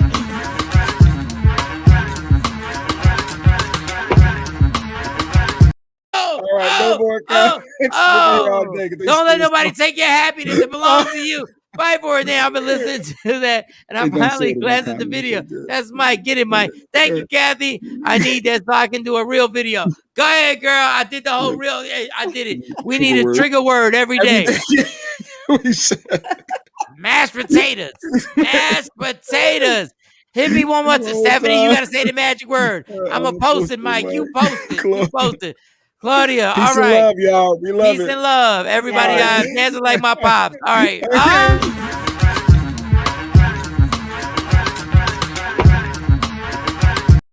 We'll see y'all Monday morning. God bless y'all. I even had the clothes ready to go. Look, I'm busy laughing.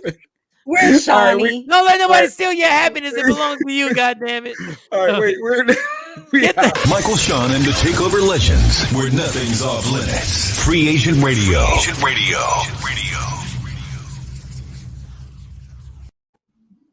Wait, why are we still here? Okay, why not?